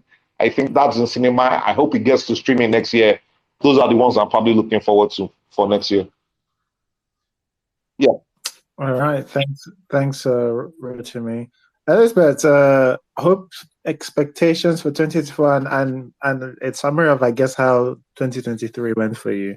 Okay, summary of 2023 for me is I hope 2023 does not happen in 2024. I didn't really enjoy this year. This year had a bunch of wins for Nollywood. That's Black Book with the commercial acclaim on Netflix. Mami Wata, I didn't get to see that. Fuck you, Silverbird, very much. Then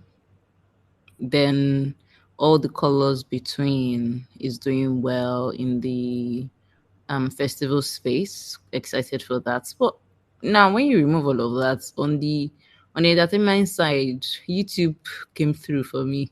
Even though there's a lot of nonsense there, but I have absolutely no expectations. So that's really great on the YouTube side. But for the rest, on the streamers, I didn't go to the cinemas this year. I wanted to go for Mami Water, but it didn't work out. So thank you for keeping my money in my pocket. But let's not let 2023 happen next year. That's it. Now my expectation for next year is let's not let 2023 happen, because I have absolutely no expectation. I'm not looking forward to any film. I'm tired. I'm burnt out from terrible stories. So the only thing that can happen is if the stories start getting better, maybe then I will be very disappointed. I mean, I would eat my words, but if not, I'm like, yeah, I predicted that nonsense, but whatever. That's my expectation and roundup. All right, thanks, Elizabeth. Wayne's Rants, do you want to give us your summary of 2023, and your predictions / expectations for 2024? Thank you so much. My expectation for 2024. Hopefully, I visit Nigeria 2024. So my expectation is actually not a lot.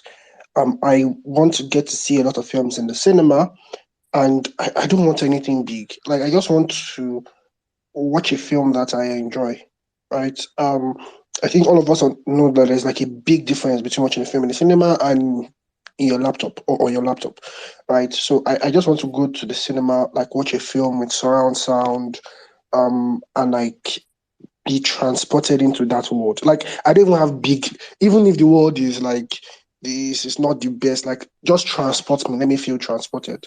Um, they were talking about Vanessa said it, and I'm a big love like whenever I'm like my life is just going down the drain, I just pick like two rom-coms or two romance films and just watch it, and like I feel like I can, move Mars. So yes, one or two good romance films where like y- you know how like Adeswa and what's the name of this guy? Banky had um so much chemistry. I'm trying to remember the film. I don't think it's Wedding Party. I can't remember. But like where or let me know that you know how like Fowles and Simi had so much chemistry that everyone's like, these people have to be dating. I want a film where you watch the film The and film you you are go on. looking for is Adeswa and Kulen Remy. What film is that? Go and watch Falling. Pauline. Oh, Falling, the one they were singing. Oh, yes. Sorry, thank you. In my head, thank you. That's the one I was looking for.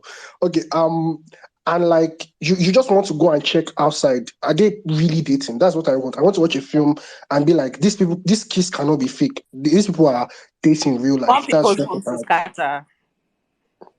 Man? Was a little scattered marriage. You people see, this is my problem. You people lack commitment. You people lack Guys, I'm commitment done. to the genre of romance. We will make our submission on the case against marriage in Nollywood, to be honest. We actually need to do a space on it, because why this is the problem. You people lack a commitment to the romance genre. Every time Hollywood does serious romances, there must to be chasing rumors. Has to be. It goes in hand. Man, They Oscar all Isaac test each other. on the red carpet. Yeah. Give me You do that. realize a lot of those classic movies, especially in the 90s and 30s, they actually all had affairs with each other. And that's okay. There's nothing wrong. Okay, are you There's pushing nothing wrong hijack? with How that one affairs. take concern you? Guys, How that one Guys, take this time concern? if you are married, let's not talk about affairs, please. Yeah. Please, Wayne's Rants, please go on. Finish roundup, please. Oh no, I'm done. They just took over. I'm actually done. All right. Okay.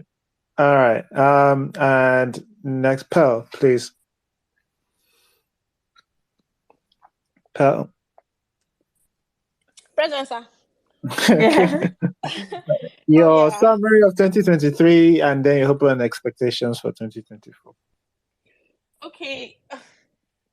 I guess my summary is what it is, right? Like, I think in some ways we made strides, and in some ways we kind of remained like stagnant or even got worse. Stories were kind of crazy, but the technical aspect, I think maybe there was some maybe it got better in some ways.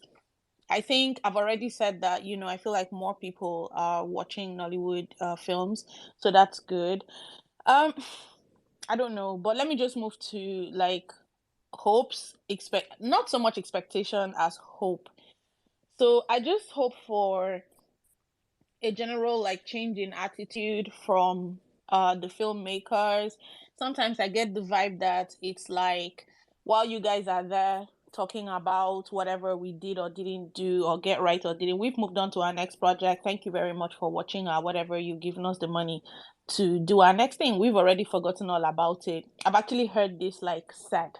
So I hope that, and also, just a general appreciation for the place of criticism and just a departure from this feeling of effort is to be applauded, like we tried, and that should be enough. The fact that, I mean, that's good, like there's nothing wrong with trying, and yes, every effort should be applauded, but that cannot be the end of the discussion about a film. They tried. It cannot be, so I would also like a change of attitude regarding the how do I say this, there seems to be like this thinking that if it's commercially successful, it cannot be art, and if it's art, it has a small space where it can exist and it cannot be commercially like successful. I would really like us to like move away, and that's from the parts of both the filmmakers and the audience, so I think that there's a real there doesn't need to be a division between art and successful or commercially successful films. I would like to see better dialogue.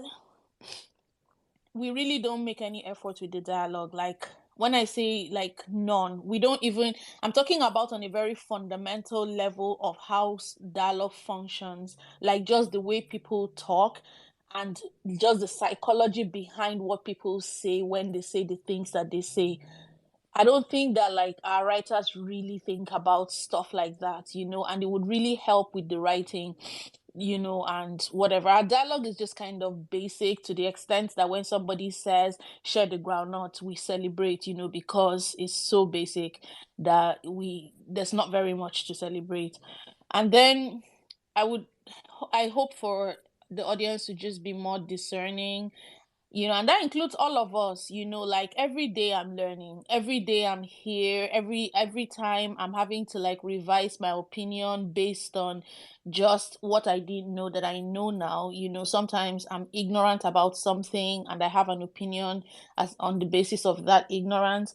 But just in general, I really like for the audience to be more discerning what is a good film, and so that we can also as a result be more demanding of the filmmakers, so that because this complacency that is happening where it's like it keeps getting put on the audience and the audience continues to reinforce that by the films that they choose to go see in the cinema, and it looks like most times not very good movies are rewarded, and it emboldens those filmmakers to continue to make those kinds of films. I'd like to see like better cinema attendance, and I don't know how we make that happen, and I don't know if the streamers are going, if the availability of the streamers, which is a good thing, but also as far as cinema is not a good thing. As far as our movies, we go to see American movies in the cinema, but not so much our Nollywood movies, because they're all over like the streaming platforms. And I would also like for these streaming platforms to not just take everything, then I would like for our filmmakers to like do more research. Sometimes we talk so much about how hard films are to make, and it's true. We talk about money, budget, technical this and that, and it's true. And then every once in a while, you just see some staggering nonsense that has nothing to do with any of that. It's just plain carelessness and lack of research. Like I was talking with my friend, was it 2 days ago, about Madam Koi Koi, and we're talking about just some things that were just careless for no reason. She was like, she's Catholic, there's no mother superior running schools, that post belongs in the convent. She thought, like, we're talking about how, why were students wearing day wear to bed, why were all of them having the same check color? Anybody who went to a boarding school could have sorted these things out for you, like, real quick. So it's not everything that is about budget or excuses or this or that. Sometimes, like, it's just carelessness. I want to see Mami Water available, however, whatever form that happens. I hope, like, after the incredible success that it's had globally and still enjoying, I hope that maybe they reconsider bringing it back to the cinema in Nigeria and then eventually to the streaming platforms. And then I would like to see the kind of success that Mami Water and the Black Book, to varying degrees and on varying parameters, I suppose, but the kind of just global, like, success that and recognition that it's brought to the industry in its specific, like, niches, because those are two, like, very different movies, and whether you like one or the other or both or neither, but what they've both done as far as, like, our reputation for the industry, I think it's been incredible. I think that's that. All right. Thanks, Pearl. This is the second time I've heard someone hope for Mami Wata to return to Nigeria. And I'm in two minds with this, because I think the best version of Mami Wata, I think, is cinema. I think there's no doubt about that for me. The other thing is that I think on the other hand, I also think Nigeria should just hold its L. Like, hey, you had the chance, it came, and you treated it like that. It has gone. Move on. Learn from your next mistake. It's always not going to be the audience for the most part. It's always going to be them. The cinema is dying. Cinema is dying. People have been saying this for a long time, and then we get something that is actually cinematic, and they don't show it. Cinema is dying, and they're playing around. Ngwanu, all right, let's go. Anyway, all right. I'm gonna go with Timmy. I think I've lost my place. Timmy, go on. Okay, so for 2023, from me, while, like, sure, the films on streaming might not have been the best, but at least we had a film that won an award at Sundance. I promise you, if anybody had told me that, oh, a Nigerian film will win an award or a Nigerian film will even show at Sundance, I would not have believed you. But the fact that a Nigerian made a Nigerian film, or was it a West African film, and it went to Sundance and it won an award, I believe there is hope.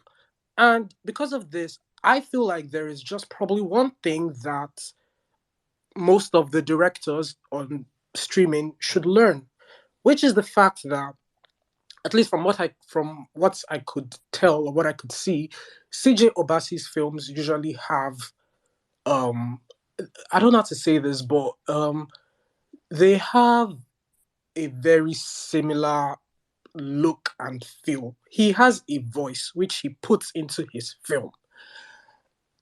Sure, I mean, totally sure. Even if story is important though, story is key, fine. But even if your story isn't strong, at least we should be able to get a sense into who is handling the film by watching the film. I don't know if I'm making sense. It's kind of like how if you watch a Wes Anderson film, you know you're watching a Wes Anderson film. If you're watching a CJ Obasi film, you know you're watching a CJ Obasi film because they are able to put their voice into their film or their own artistic expression into their film. I feel like the whole problem that we are facing with Nollywood is the fact that we have consumed a lot of Western media, and it's almost like we have forgotten what it's like to be Nigerian. And there are times when I talk to some people from other African countries, and they tell me about how, they used to watch Nollywood films when they were young, this, that. And I would be surprised because I didn't even think that there were people outside Nigeria that watched Nigerian films. And I just thought about it and I was like, maybe the reason those films were so successful back then is because they actually felt very, very Nigerian. The whole Patience, Ozokwo, evil stepmother type of thing, it felt very Nigerian. The way they were acting, it felt very Nigerian. But now, we have films where the actors self even I'm not sure. I mean, English is nobody's all I say native language, but now we have films where our actors are just speaking English, but they can't even express themselves well in the English because it just doesn't feel Nigerian. What they are saying doesn't feel Nigerian. Nothing about the whole whatever that is happening in the film feels Nigerian. So for me, coming into 2024, I would really love it if Nigerian filmmakers could make films that are Nigerian. I want to watch a Nigerian film about the malam that is selling biscuits. I want to watch a Nigerian film about a downfall driver. I want to watch a film about Alajis and Alajas that go to Asalatu every Sunday. I want to watch a Nigerian film about a Nigerian Christian family. Something that I can relate to, something that I can point out throughout the whole film and say that, yes, I can identify this as something Nigerian. This is something that I can relate to. This is something that speaks to me. Not Nigerian John Wick. No, give us Nigerian stories. And another thing is, I feel like a lot of people, sure, ambition is good. Ambition is very good. I support ambition, but let us calm down. As in, that thing that people say about Nigeria being a third world country with first world aspirations, that is very, very true. Let us be calming down. Not all our films don't have to be the same. All our films don't have to have these big explosions, blah blah blah. Make children films. Make I don't know, just make different types of films based on the different types of people who are living in Nigeria. Make something that people can relate to, and yeah, I think yeah, that's pretty much everything. All right. Thanks. Thanks to me. Yeah. All right. I think I see you skip me again. I, yeah. Next, it's you. Mm-hmm. If I didn't speak, I won't be next. I somebody. Oh my god! I was fighting for my space, but I've forgotten what I want to say. Okay. Let's do this. Okay, so my expectations. Now, expectation is like based on what the trend I see is going on, and then I'll talk about my hopes. My expectation, I see more big budget streamers coming in, because if indeed you just have to give them the same reason why, like, there's a lot of Korean stuff on Netflix all of a sudden, and bye bye drama fever, we love drama fever, is because it's cheaper. It's like cheaper. They don't you Netflix can give them a cheaper amount of money than the hundreds of millions of dollars that Hollywood requires for a film. And then they just require like a couple of millions, a couple of tens of millions. And then they get to make great shows, all the shows and all that stuff, and make a lot of profit from that. The profit margin is bigger. And since they give 1 million to a Nigerian, and the Nigerian can also provide a bigger profit margin, I feel like this is what we're going to see. We're just going to see some $1 million movie budget given to a Nigerian movie, given to Nigerian filmmakers, and more on streaming. So more those John Wick looking like an American movie, but with some Nigerian elements. That's what I expect. I expect I expect more like Far From Home, more more things that are just basically American copies into Nigeria. Right? It's not like where Nigerian. It's not like American something where Nigerian flavors, or Nigerian something where American flavors. This one is just basically American, just set in Nigeria. I also see a trend just because also the Oscars now wants to do like foreign language. It forces more people to try, probably, especially the people who want to have the prestige, Mabudu, they're going to make more indigenous language movies, right? And that's a good thing, I think. I don't know, I'm not sure, but it might be a good thing.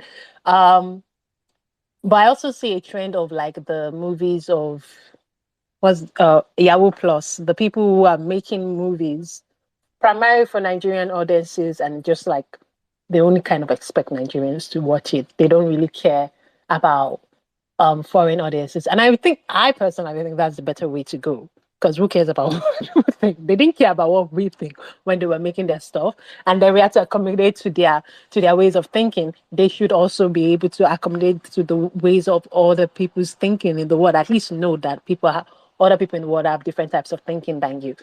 Um, so I think that's a good thing on the positive side that is pushing against the all like copy America, just be an American copycat or a Western copycat. There is a movement that at least knows that like who are we making these movies for?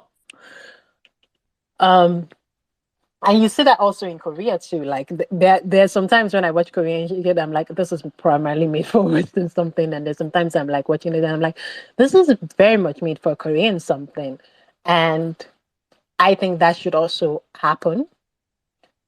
Uh, what other thing? My hopes. I am with Timmy in saying that this is my hope. I don't think it might happen. It might happen. It might not.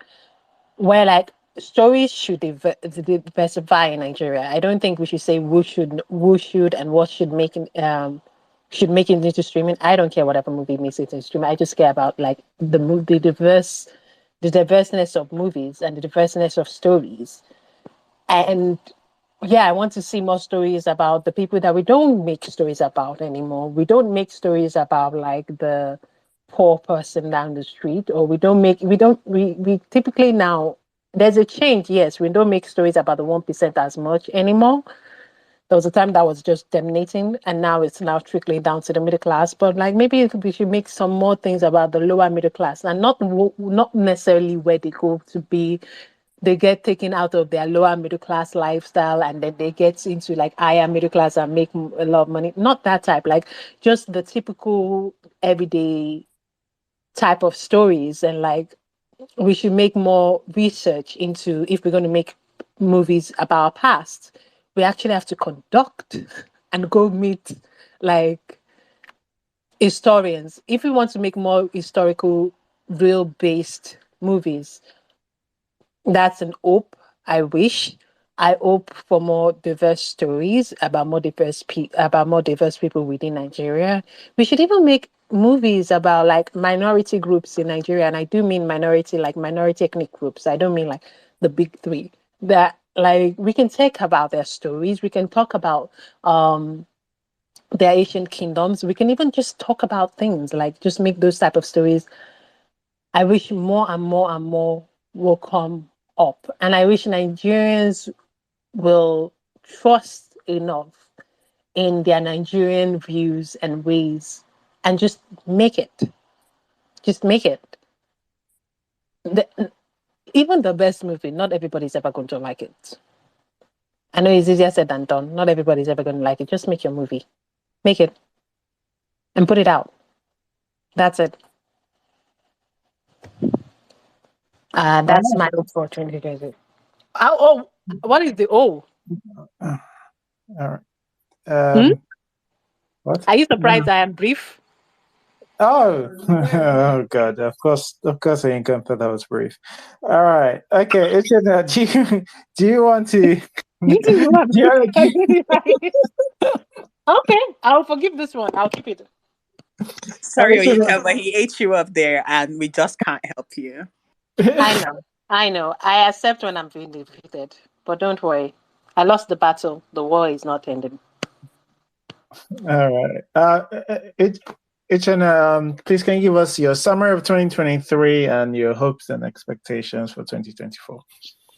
Okay, before I get into my summary, I just want to build on something that Timmy mentioned because it was something I was going to talk about too, and that is just about wanting to see films that have more of a voice to them. because I think that's one of the main things that Nollywood is lacking. People talk about the stories are bad. I don't think the stories are bad. Yes, there are issues with scripts here and there, but all in all, I think the stories are fine. I think the main problem is the storytelling. Like there's not a real point of view. Um, we talk about how Nollywood filmmakers are imitating Hollywood or whatnot. I don't think the problem is imitating Hollywood. I think the problem is that I feel the models that they imitate in Hollywood are bad models. Like when we talk about something like Black Book, I don't think the problem with Black Book is that it seemed too foreign or it seemed like John Wick. I think it didn't seem enough like John Wick. That's the problem. Like a lot of these movies to me, like the big budget stuff, the big spectacles that we're going for, a lot of them seem to they often tend to look and feel like straight to video action movies from the 1990s. Like they don't feel modern to me. I feel as if, a lot of these filmmakers are sort of imitating the style that they watched in Hollywood movies in the 1980s and 90s. So I mean, like, I'd be fine with a movie that imitates John Wick if it did it well. So when people talk about, wanting us to tell Nigerian stories, I never really know exactly what that means. Like, I know what they do mean, but at the same time, I don't really like that characterization because everybody's Nigerian story is different. So for me, it's not about wanting to tell Nigerian stories. It's about I want them to tell a story with a vision that is unique to a particular filmmaker. Like when I watched that trailer for Blood Vessel, I was impressed at the scale of it. I looked at it, and the first thing that came to my mind is, man, these people are spending money. That's awesome. But I mean, I don't want to judge a movie that hasn't come out yet. But I just look at it and I don't see a point of view. It looks very generic to me, and I just want something that has more of a point of view to it. You mentioned actually, I think, or was it you mentioned? Yeah, you did mention, Mr. C, that cinema culture is dying, and that's something I'm very concerned about because right now I view the Nigerian cinemas as a dead end. If you look at that Nollywood box office Twitter account, the numbers that they show every week, it's really depressing. It's just putting your movie in the cinema is just like putting it into the grave at this point. And I think a big problem with that is that in the age of streaming, audiences have been conditioned to expect a certain level of spectacle when they go to the cinema. All these smaller stories, they're happy to watch that at home. But if you want somebody to leave their home and go to a cinema and pay however much, they want something big. And there's just not the motivation for the people who make big movies like Black Book or Madame Koi Koi or whatever to put in the cinema because you just can't make any money from that. So then we're at the mercy of the streamers. And one of my concerns has always been the fact that the streamers, Netflix in particular, pays Nollywood filmmakers much less than they pay people in Korea or other countries. And when we had that when we had that space with the producer of Madame Koi Koi, he said that it's based on numbers. But and I didn't buy it at the time, but I went and looked it up, and I saw that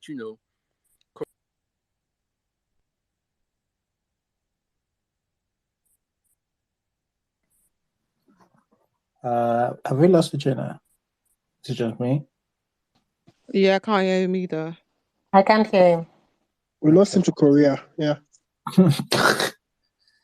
You can kind of understand why Netflix just doesn't see Nigeria as we lost you after you said you went to go look up numbers. Doesn't appeal only to people in Nigeria. We have people across Africa. I think Africa has 2.6 million Netflix subscribers, not to mention those living across the diaspora. So basically what I'm saying there is what I hope to see next year is the expansion of the Nollywood audience that allows the movies to grow more. That's why I know Nollywood Fellow.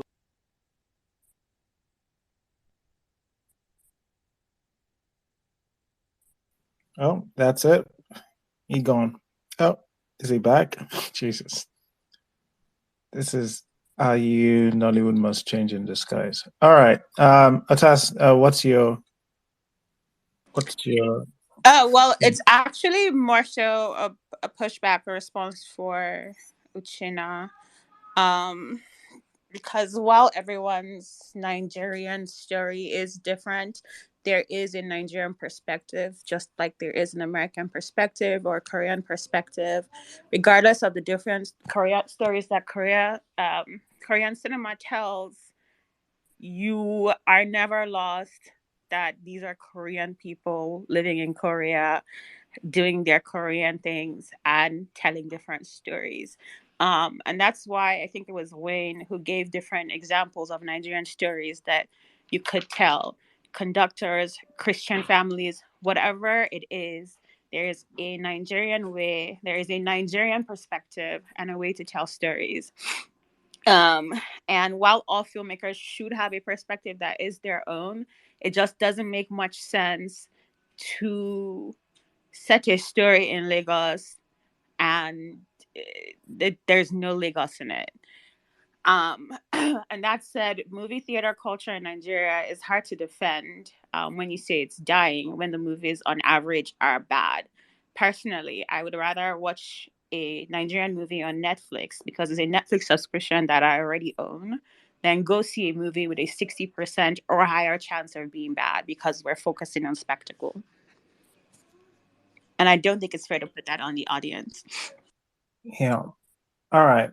Okay. Thanks. I definitely lean closer towards what Taz. Mrs. C, do you want to give us your 2023 summary and hope and expectations for 2024? Yeah, 2023 we suffered from a lot of bad writing. I won't say bad writing, bad story, poor storytelling. So I'm really hoping we focus on story more than the theatrics. But then again, if you're going to give me a relatively basic story and you're going to put things in cinema, which I'll probably not watch, but other people should watch, that can watch, give them something to see on the big screen.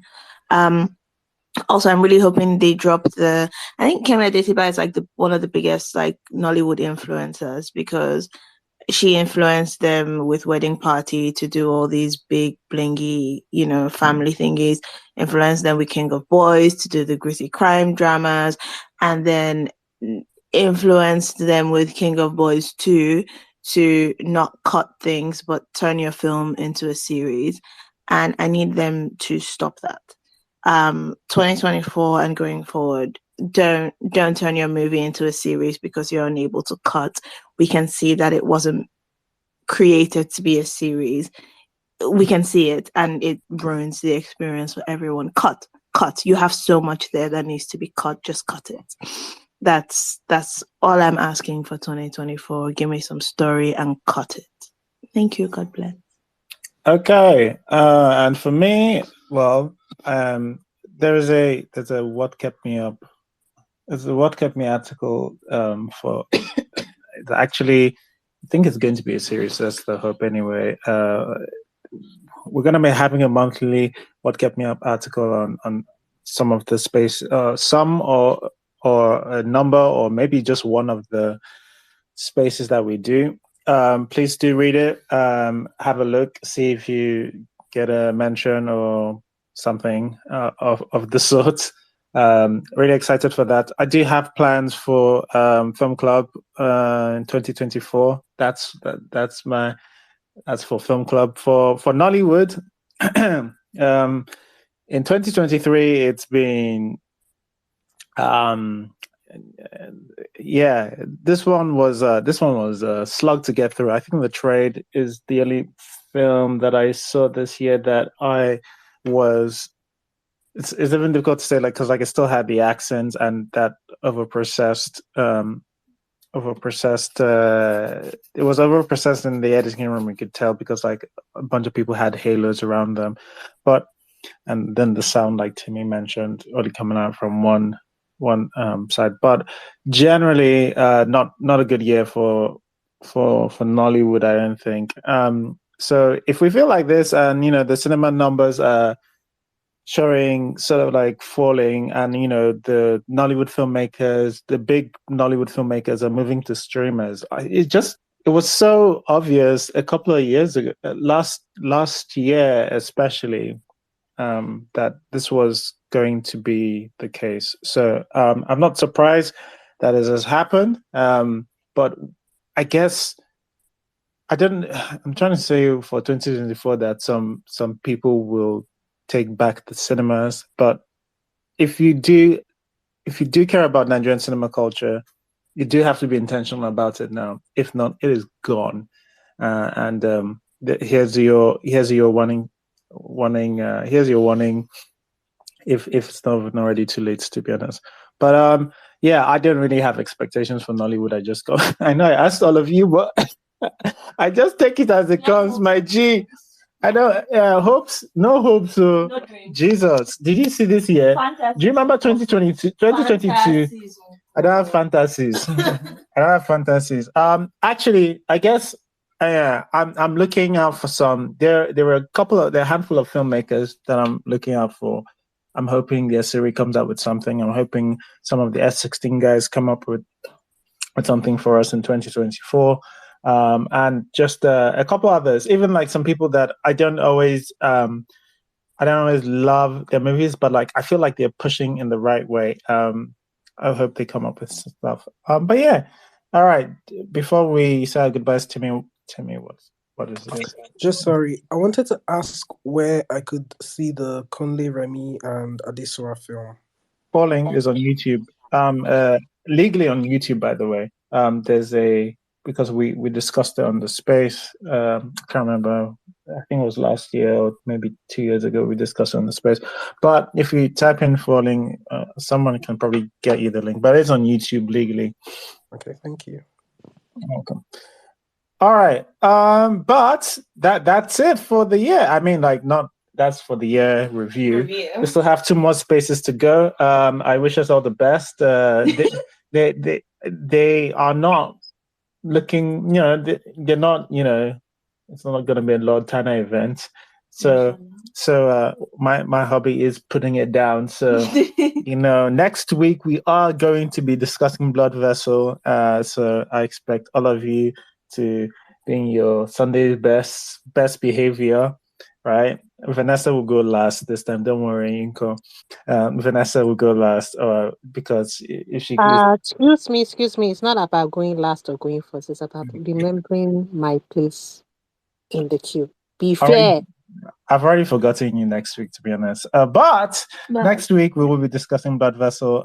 Thanks so much, everybody, for coming, and we'll do all the goodbyes on the last space. But thank you guys for so much for this year. You guys have always been awesome, especially a lot of the wicked ones. Much love, and I appreciate you guys. A lot of people have been messaging me about Nollywood Film Club. Is absolutely nothing without you guys, and I completely appreciate you guys, and thank you guys for making this what it is. And we'll see you next week, though. Thanks, everyone. Thank you, everybody. Enjoy the rest of your day. Bye. Thanks for listening to the episode. If you enjoyed listening and would like to join live, just follow us on Twitter at Iroko Critic and join us every Sunday, 6 p.m. West African time on our spaces.